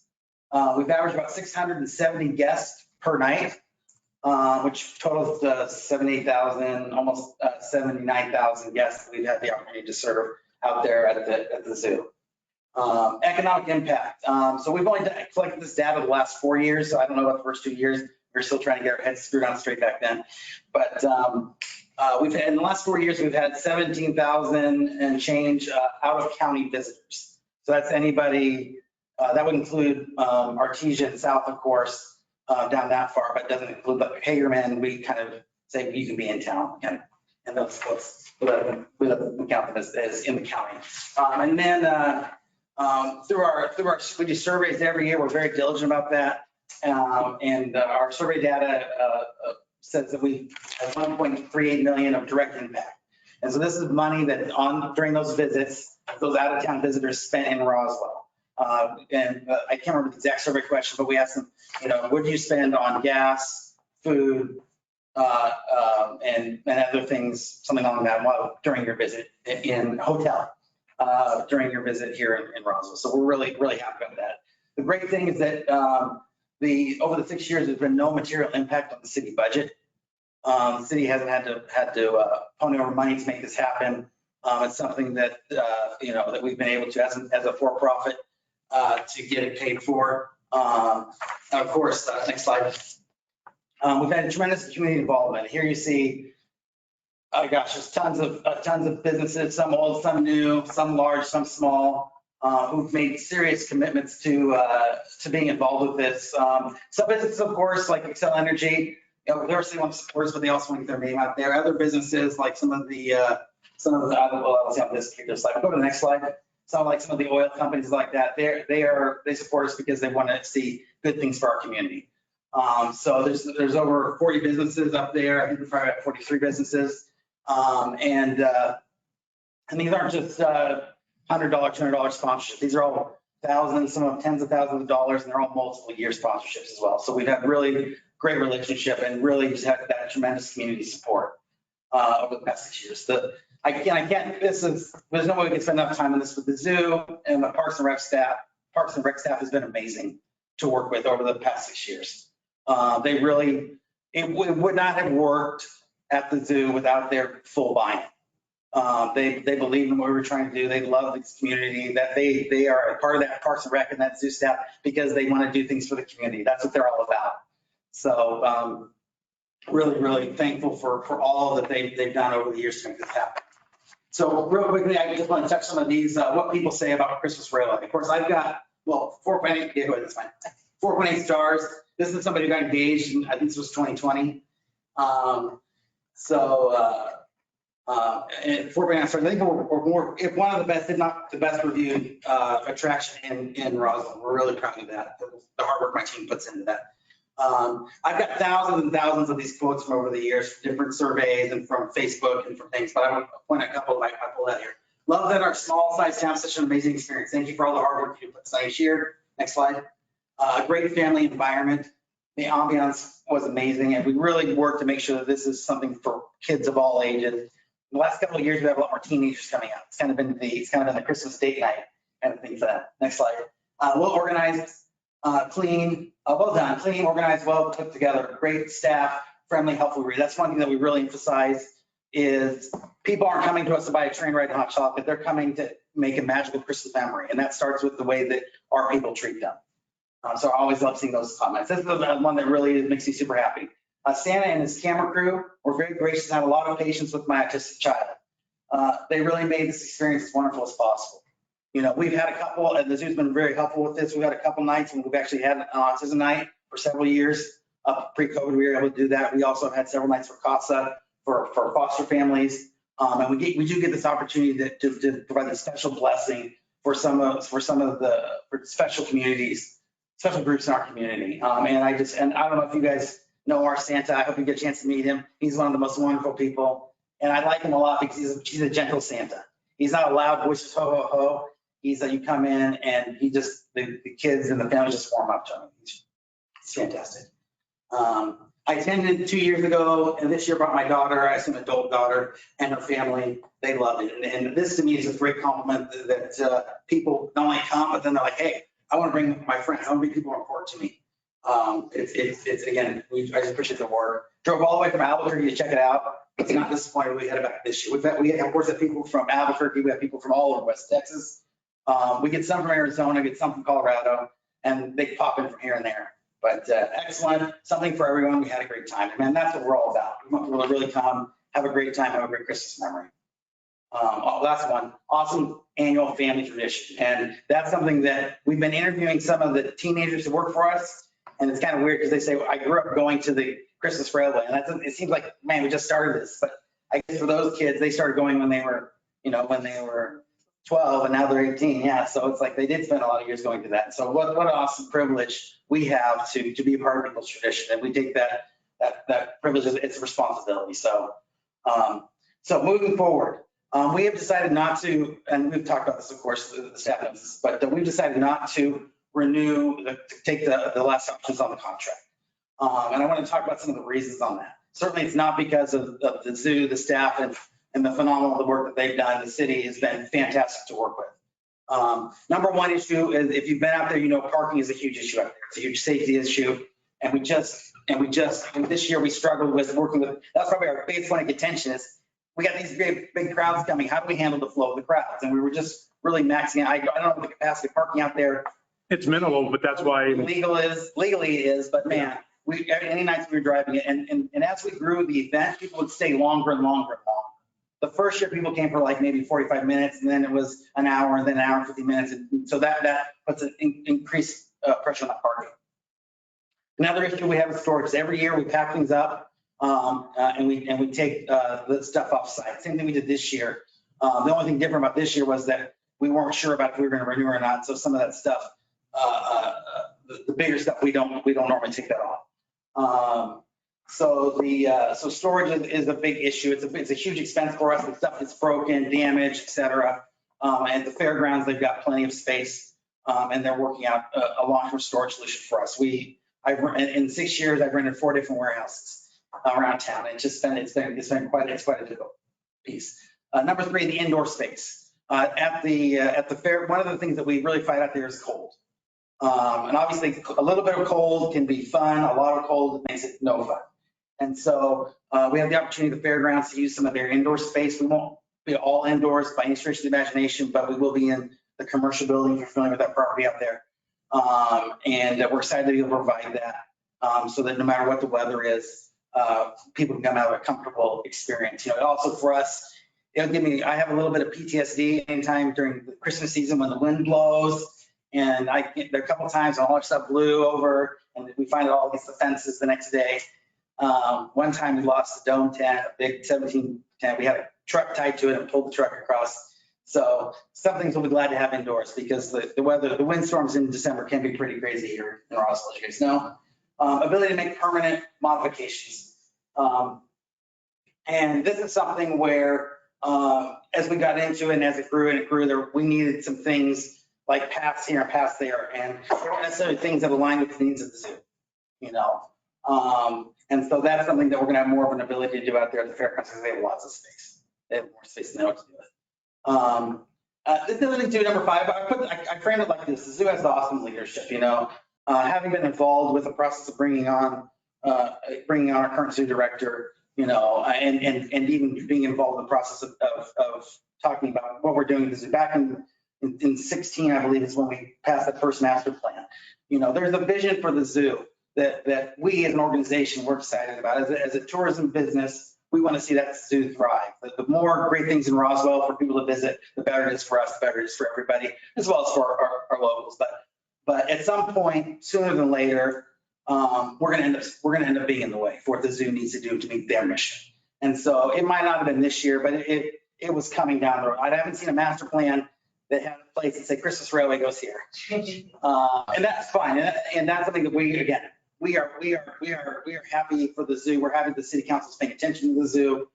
We believe it's an incredible asset the city has, especially those of us in the tourism business. We like that we have that zoo. That's something else for our visitors to go see. I do want to say number 6, it's not really a reason, but we still will be in the city. Fairgrounds is actually is in city, if you know, it is in city limits. So we are still in the city. I can't say that, I would say this so much. It's been such an honor and a privilege for myself and my family. It's a lot of hard work, but man, what a great honor it is to be part of the traditions of so many people, so many years. It's been an honor to work with, I think, 4 different zoo directors, and who have all been wonderful. The zoo staff, the Parks and Rec staff, this is the reason why I ended up on city council. Ironically, was because of the whole train thing. It got me interested in city politics, and working in that. So, which maybe you don't look at that as a good thing or not. That's depending on your point of view, but that's okay. Man, it's been awesome. I cannot say how much we're thankful for the city of Roswell giving us this opportunity to be out there, for the city council giving us the opportunity to be out there. I'll stand for questions. You gotta change the name now though, because there's no railway. There's no train. You can't no train at the zoo, so you can't have a railway no more. I mean, at the fairgrounds, Yes. you can't have a railway no more. There's not one yet. There's not one yet. Permanent change. That's all I can say about that right now. Oh, okay. We're not planning on changing the name. If for some reason we go out, I know, I agree. We are worried about that, certainly. We are worried about that. We're going to have a kiddie train out there this year. We're going to have hay rides out there this year to have that kind of experience. But, I think it's the fairgrounds hope and our hope that we can put in a permanent train. Yeah, one that's not that we love our historic train, but one that's a little bit bigger for adults too. So if you've been on that train recently, especially if you have bad knees, it's kind of tricky. So, but people still love to do it anyway. It's a beautiful train. So, Got any questions from Thank you. public? I think it's going to be a great loss for the zoo. Yeah. Sorry. I just think that seeing the animals and stuff at night, and tell you the truth, I never even went any of those years, so I don't know, but I've heard. I think it would be a great loss for the zoo, in my opinion. Is there anybody online or virtual that wants to make comments? I think Mr. Wright wanted to say something. I'm sorry. In all my years of other zoo experiences and Christmas lights, I can tell you for a small town production, this is probably one of the best in the country. So kudos to what you've been able to put together and whatnot, but it is probably by far one of the best that I've seen for. I know it's better than any animals. Thank you, Mr. Roba, for coming, making this presentation. You know, and the reason that I asked for it is because I've been asking for it for the last 4 or 5 years and haven't been able to get it. I've been told they're working on it, and it never came. And so I appreciate you showing up and making the presentation. So the question that I have is the city fees that you indicate on Yes, this chart, yes, is that what you paid the city yes. based on ticket sales or $1? The first year was a little different because the city was providing more labor the first year. I believe the first year was $2 and $1, but then at that point, the city provided 3 or 4 staff members. And then we decided that it would work better if we provided those folks and they just operate the train. So then we reduced the fee to $1 and 50 cents, $1 per adult, 50 cents per child. You know, when I read your contract, it indicated a 3% CPI every year. Okay. These figures incorporate the 3%? I don't know. Yeah, I don't, I was not, I can't speak to that. I was not aware of that contract. I'm not disagreeing with it, and I'm sure it's in there. It is. But, yes, so I don't know. We made the payments and I didn't hear from the city that there was a problem with any of the payments. So that's all I can speak to that. So. Well, and I don't know, I don't even know if Mr. Wright was even aware of it.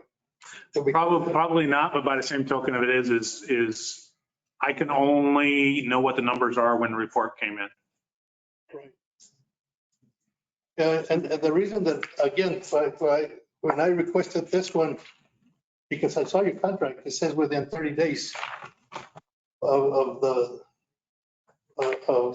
event, that you would be able to provide a report.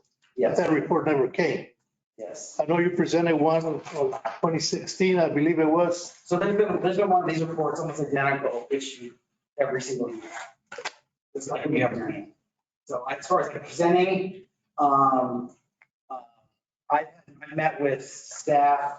I know I met with Burris a couple times at the end of the year. It wasn't, I didn't present a report to a city council committee though. It was, the only year that we didn't meet with staff, I think, was probably 2020. Is that we didn't meet, that I can remember. But no, every year I did meet. I met with, we had somebody here who was in charge of tourism. Well, anyways, one of Juanita's staff members I met with once. I know Joe's been in a couple of the meetings on all of them. So I have met with staff members every year except for 2020. Okay. Anything else? Again, thank you. Just enjoyed coming and sharing the report with us. Item number 8, acquisition and disposition policy for Spring River Zoo animals. Yes, this is just kind of brought up, I believe it was also in the May meeting where I had questions about how the animal acquires and dispositions its animals. So one of the things that I just kind of a little bit on the background, when I was hired to be the zoo director, I was informed that the city wished to work for accreditation with either professional organization, that's the Zoological Association of America, ZAA, or AZA, Association of Zoos and Aquariums. As such, we spent time developing policies and procedures that meet the standards of both ZAA with the potential of also shooting for AZA.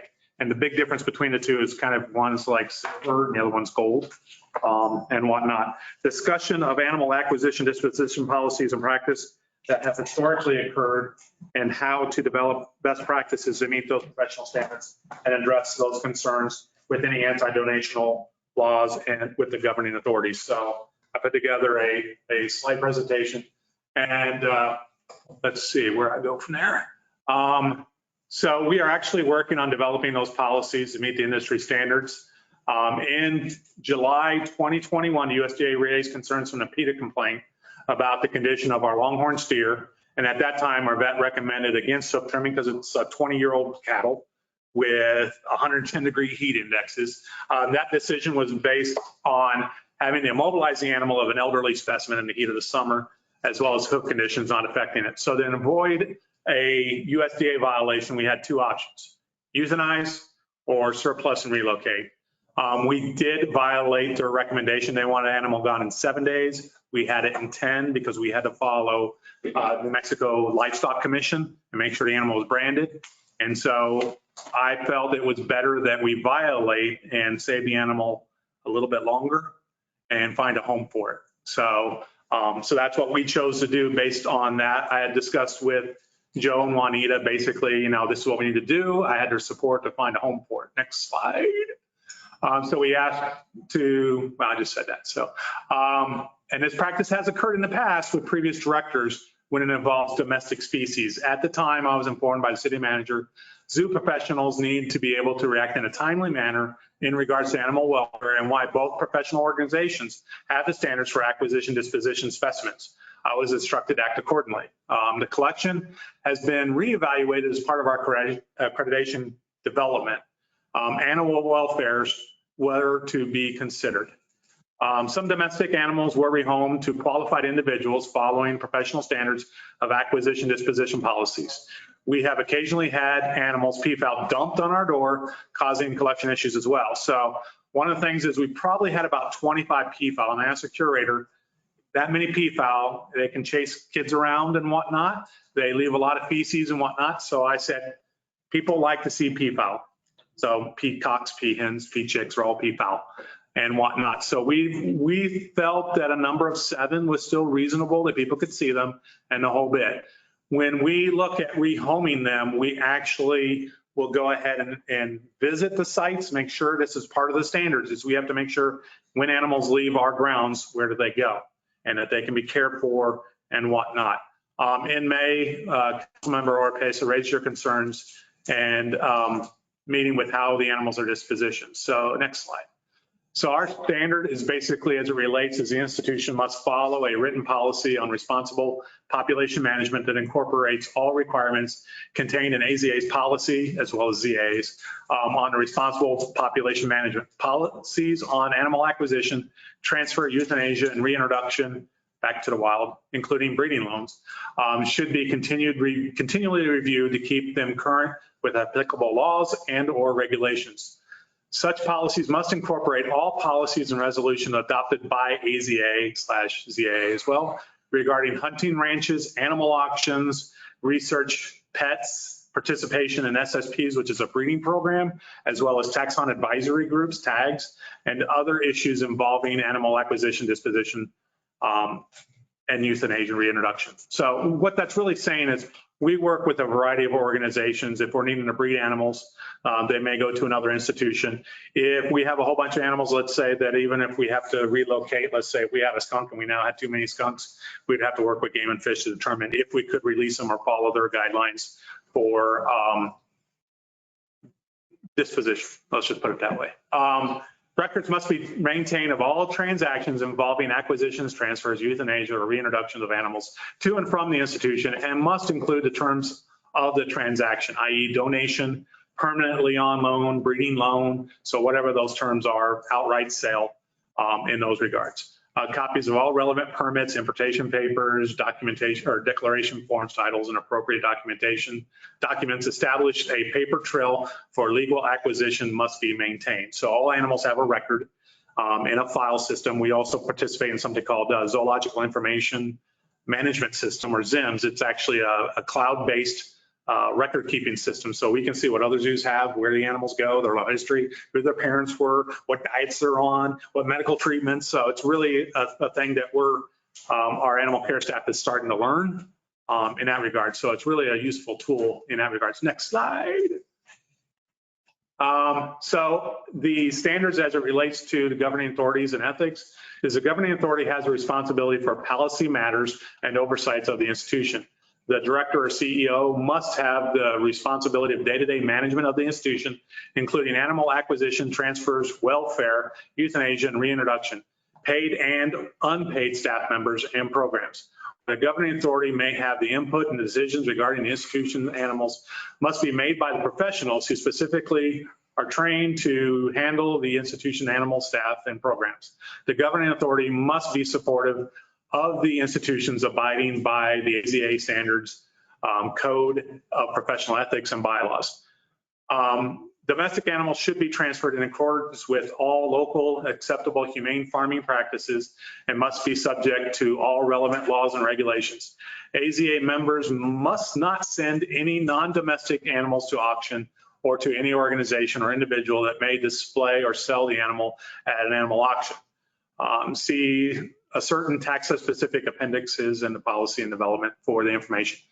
One of the things that this kind of brings up in that regards, because you mentioned auctions and whatnot. I did do my research and they said there is a caveat if you're going to do with goats and ponies and whatnot, but there's also the caveat that we have to guarantee that whoever buys them at an auction will care for them for the remainder of their life. I can't guarantee that an auction that goes to the highest bidder. So there's a challenge. You remember the reason that this came up was the, what do you call those? Yeah, the small goats. The pygmy goats, yep. Yeah, they were like 3 or 4 of them out there. Mm-hmm. And then somebody said that they had gone and they didn't see them. And then it turned out that they weren't there anymore. Correct. And so, like I said, as that's happened before, I got here as well.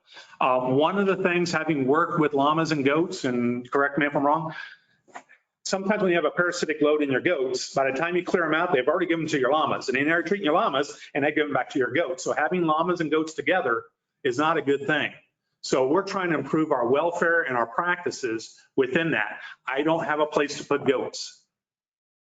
So it kind of comes down to the challenges with our space and what I can do. And that's why they say it's up to the professionals to determine the animal welfare and the collection dynamics as we move forward. So my question is, did we follow up on where those goats went to? Yes. So when we do those evaluations, I cannot tell you which goat went where. I can get that information for you. It's just not on top of my head at this moment.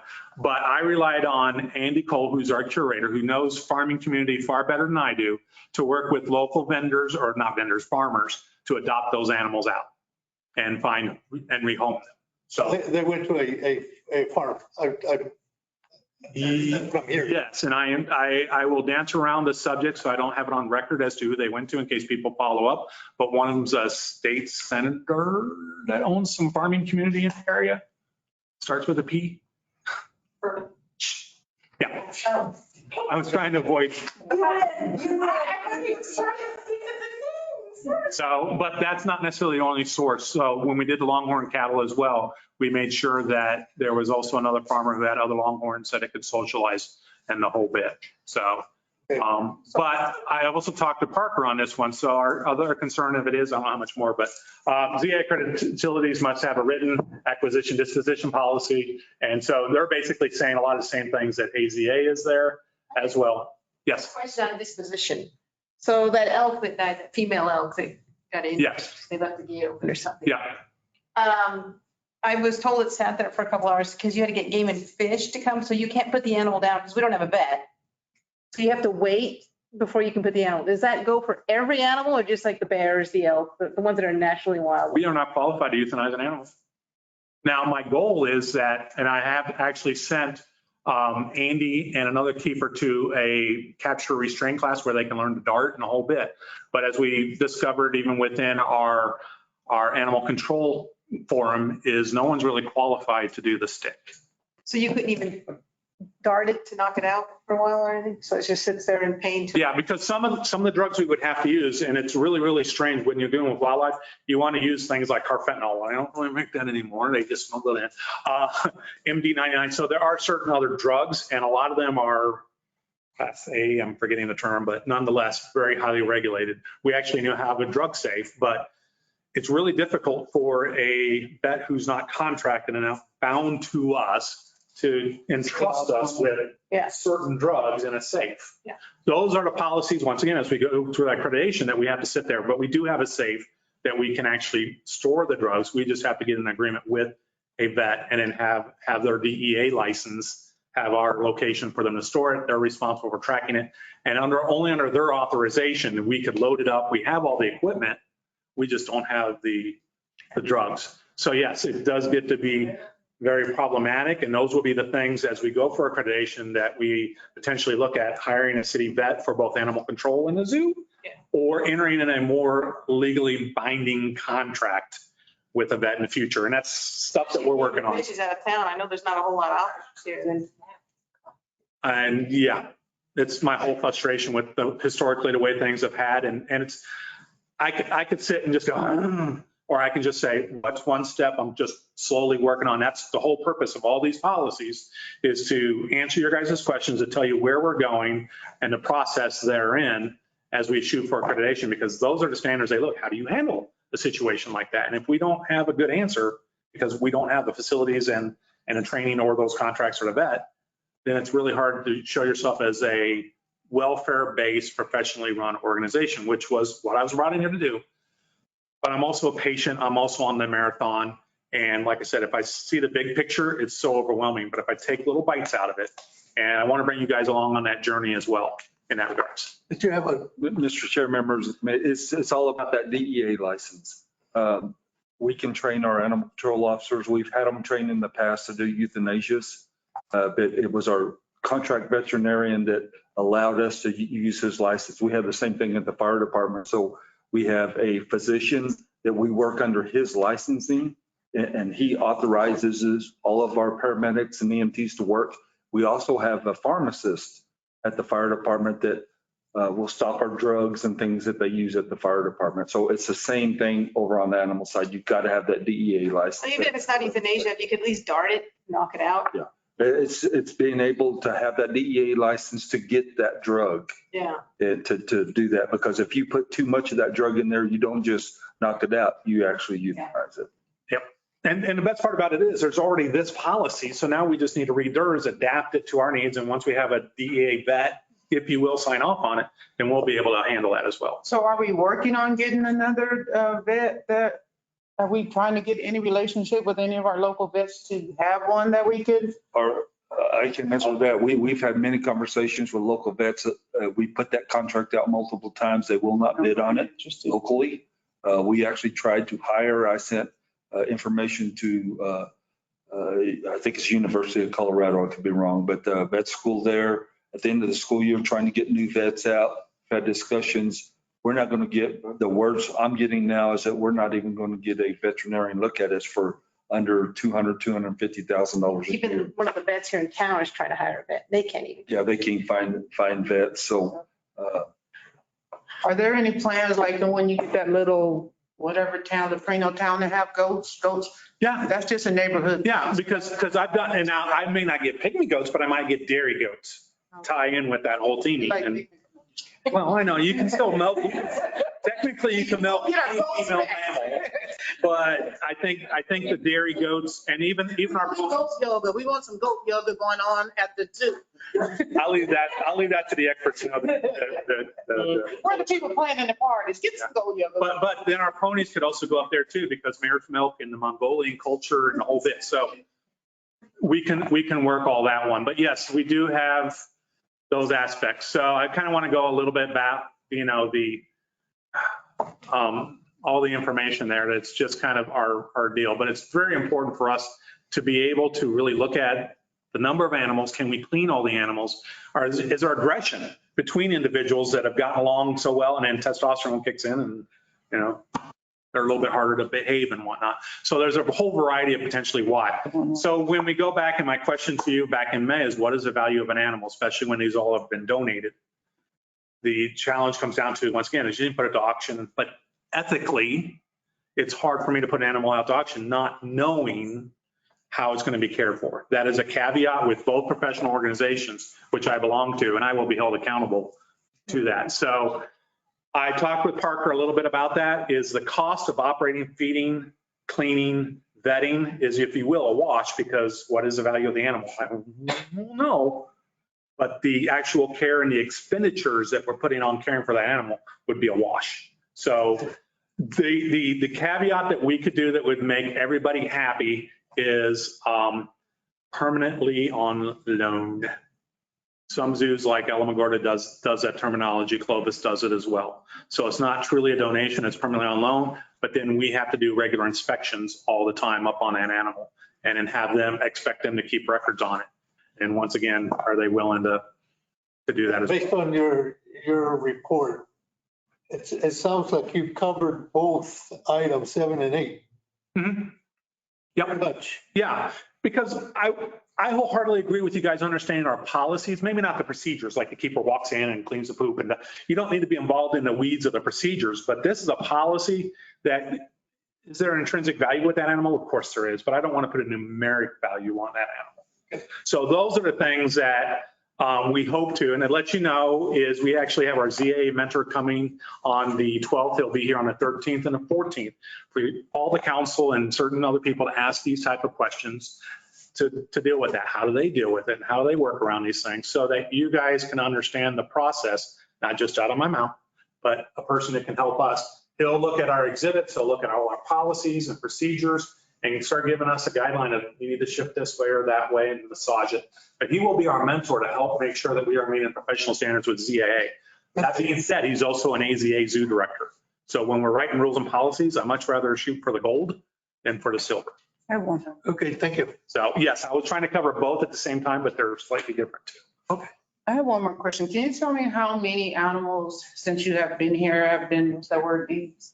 Disposition. Or I could not tell you on the top of my head. I rely on Andy to pull those numbers. That's Zim. She could and tell you exactly. But I would probably sit there and say, because I'm dealing with peafowl, probably about 30. So between the goats, a couple of ponies, and the peafowl we're talking about, and longhorn, about 30 since I've been here. how many have you brought in? How many new? We brought in 3 capybaras. We brought in just the other day a new pig. But the bigger issue comes down to, it's not about I get rid of 30. No, I'm not thinking numbers. I'm just trying to. Right, roughly about, well, and then we also got a zone-tail hog from Texas. So 4 quickly off the top of my head. Oh, And the bearded dragon was just out from Albuquerque for occasionally. So that's why I'm sitting there saying is I have to kind of process where she can pull it. She pulls it up because that's her responsibility to keep track of all those numbers. If you want to know that, I can provide that. No, just kind of saying, I'm good, thank you. So I want fainting goats. What is fainting? That would be interesting, but then think about from a welfare perspective, all our guests trying to get them to do that and are constantly fainting. That's not. That's what I'm thinking, but they're sure funny. You want the fainting goes on yoga. So, no, I do appreciate and am always open to sharing what we're trying to do. And it is a new mindset in those regards, but I want you guys to feel comfortable and always ask. And once again, I always extend the invitation for you to come and visit and ask these questions because it is, I could talk for hours. I just wanted to let you guys know that that's the whole purpose of having John is a lot of these policies and procedures we don't have. And that is something that my expectation is that we work towards that in our evaluation of John. He has the expertise to do that. And so we're working towards getting that accreditation. And so we'll be bringing more information, but like he said, you're always welcome. And I know there's a lot of individuals here or department heads that are here to give reports. If the committee wants a report, and being that it's 6:30 already, I don't think the committee. I would like to say something. No, just kidding. We are going to be putting an aging report in front of the finance committee, which I would expect to come to the committee as a whole. We have fines and fees. When I came here, I was told that we had about 3 million in fines and fees that were outstanding, would not be able to be collected. And that we got zinged by the auditor on that. So that was in 2017 that we ran a report, broke our system and trying to get this report done. So it has been recommended by the auditor and we've been working with the finance committee to put a number together to present before city council. Okay. Okay. Is there any department heads that if you're here to give a report that you want to touch on anything that you want to report on? Yes, Mr. Chair, if you guys will turn to page 74, it is the SB1 grant and what we will be purchasing for the adult center. We just wanted to bring your attention to that page and so that you can see everything we plan on getting. And we've got all the quotes, we're getting the purchase order, and we're ordering it tomorrow. Okay. If there's some bars for the senior citizens that can't get on there, they might have some steps for us to get on. Yes, ma'am. Yeah, I was just looking at your fees and realized, I'm a senior. When did that happen? When did that happen? Yes, sir. In that same genre, I'd just like to pull your attention to page 54 and to 69 for the zoos, SB1 grants allocations as well. So when it was originally done, it was to help promote behind the scenes tours, educational programming, and it was hopefully supposed to be tied into the Loprino funding. But given the fact that we have to spend it in a year, we kind of creatively came up with things that are needed. The two most important parts is animal transportation. So we're looking at about 33,000, just pick off the top of my head, for a new minivan, cargo-y type van that can transport our animals. Right now, we restrict ourselves to the city limits, mainly because when we're transporting animals, we're farther away. We don't really have a vehicle we can trust. And the other one is also for a golf cart, and that's about 16,000. That will allow us to transport the animals on ground without having to carry them or wheelbarrow them around the area. So that will allow us to have that ability. And it's also big enough that we can transport volunteers or other educators. So it has a little bit of seating space and potential donors, but it does have a trunk in the back for animals as well. So a lot of it's library books and other incidentals and things like that. And so with those, they will be coming back to council for the expense and the revenue to change. So that will be coming, I believe, in January is what Juan said. So just be prepared for that. Anybody else? Anything from anybody still on virtual? Any comments? If not, and without. Yes, ma'am. Juan, I'm sorry, I couldn't find my mouse. Can I still do public? Yes, ma'am. All right, this is Rita Kane Dorhofer, very narrow unstriped Chicago Cubs mailbox, Mark Road. I understand that the zoo has 13 free days. Does this count for the Fridays that are free to seniors, or has that program been discontinued? That's still there. So it's 20. Well, but if you're looking at free days for the public. That's true, yeah. This is a specific deal. So it's counted those in those 13 to include those 6? No, because that's a different. You get that answer? The community. It doesn't include those Fridays. Okay, so I can still go on a Friday. All right, and one more thing.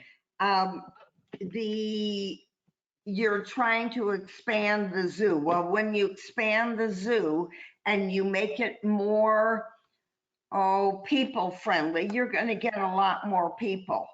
Also, have you thought about the trash that's going to be generated? I just Yes, thought there'll be I'd more throw that trash. out. And John, thank you for putting in the toilets.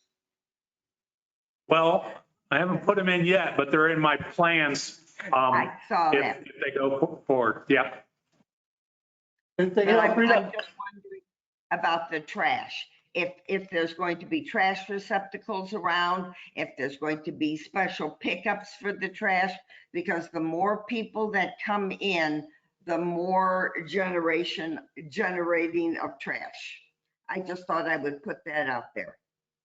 Okay, that point is noted by John. Yeah, Mike, if you allow me to talk, I can tell you my goal is you should never be out of the eyesight of a trash can. So as we expand, it's kind of a Disney motto. So we still may have to purchase a few, but that's my goal. Thank you, Rita. That's Anybody it. else? Thank you. Anybody else? And if not, with no objection, this meeting is adjourned at 6:40.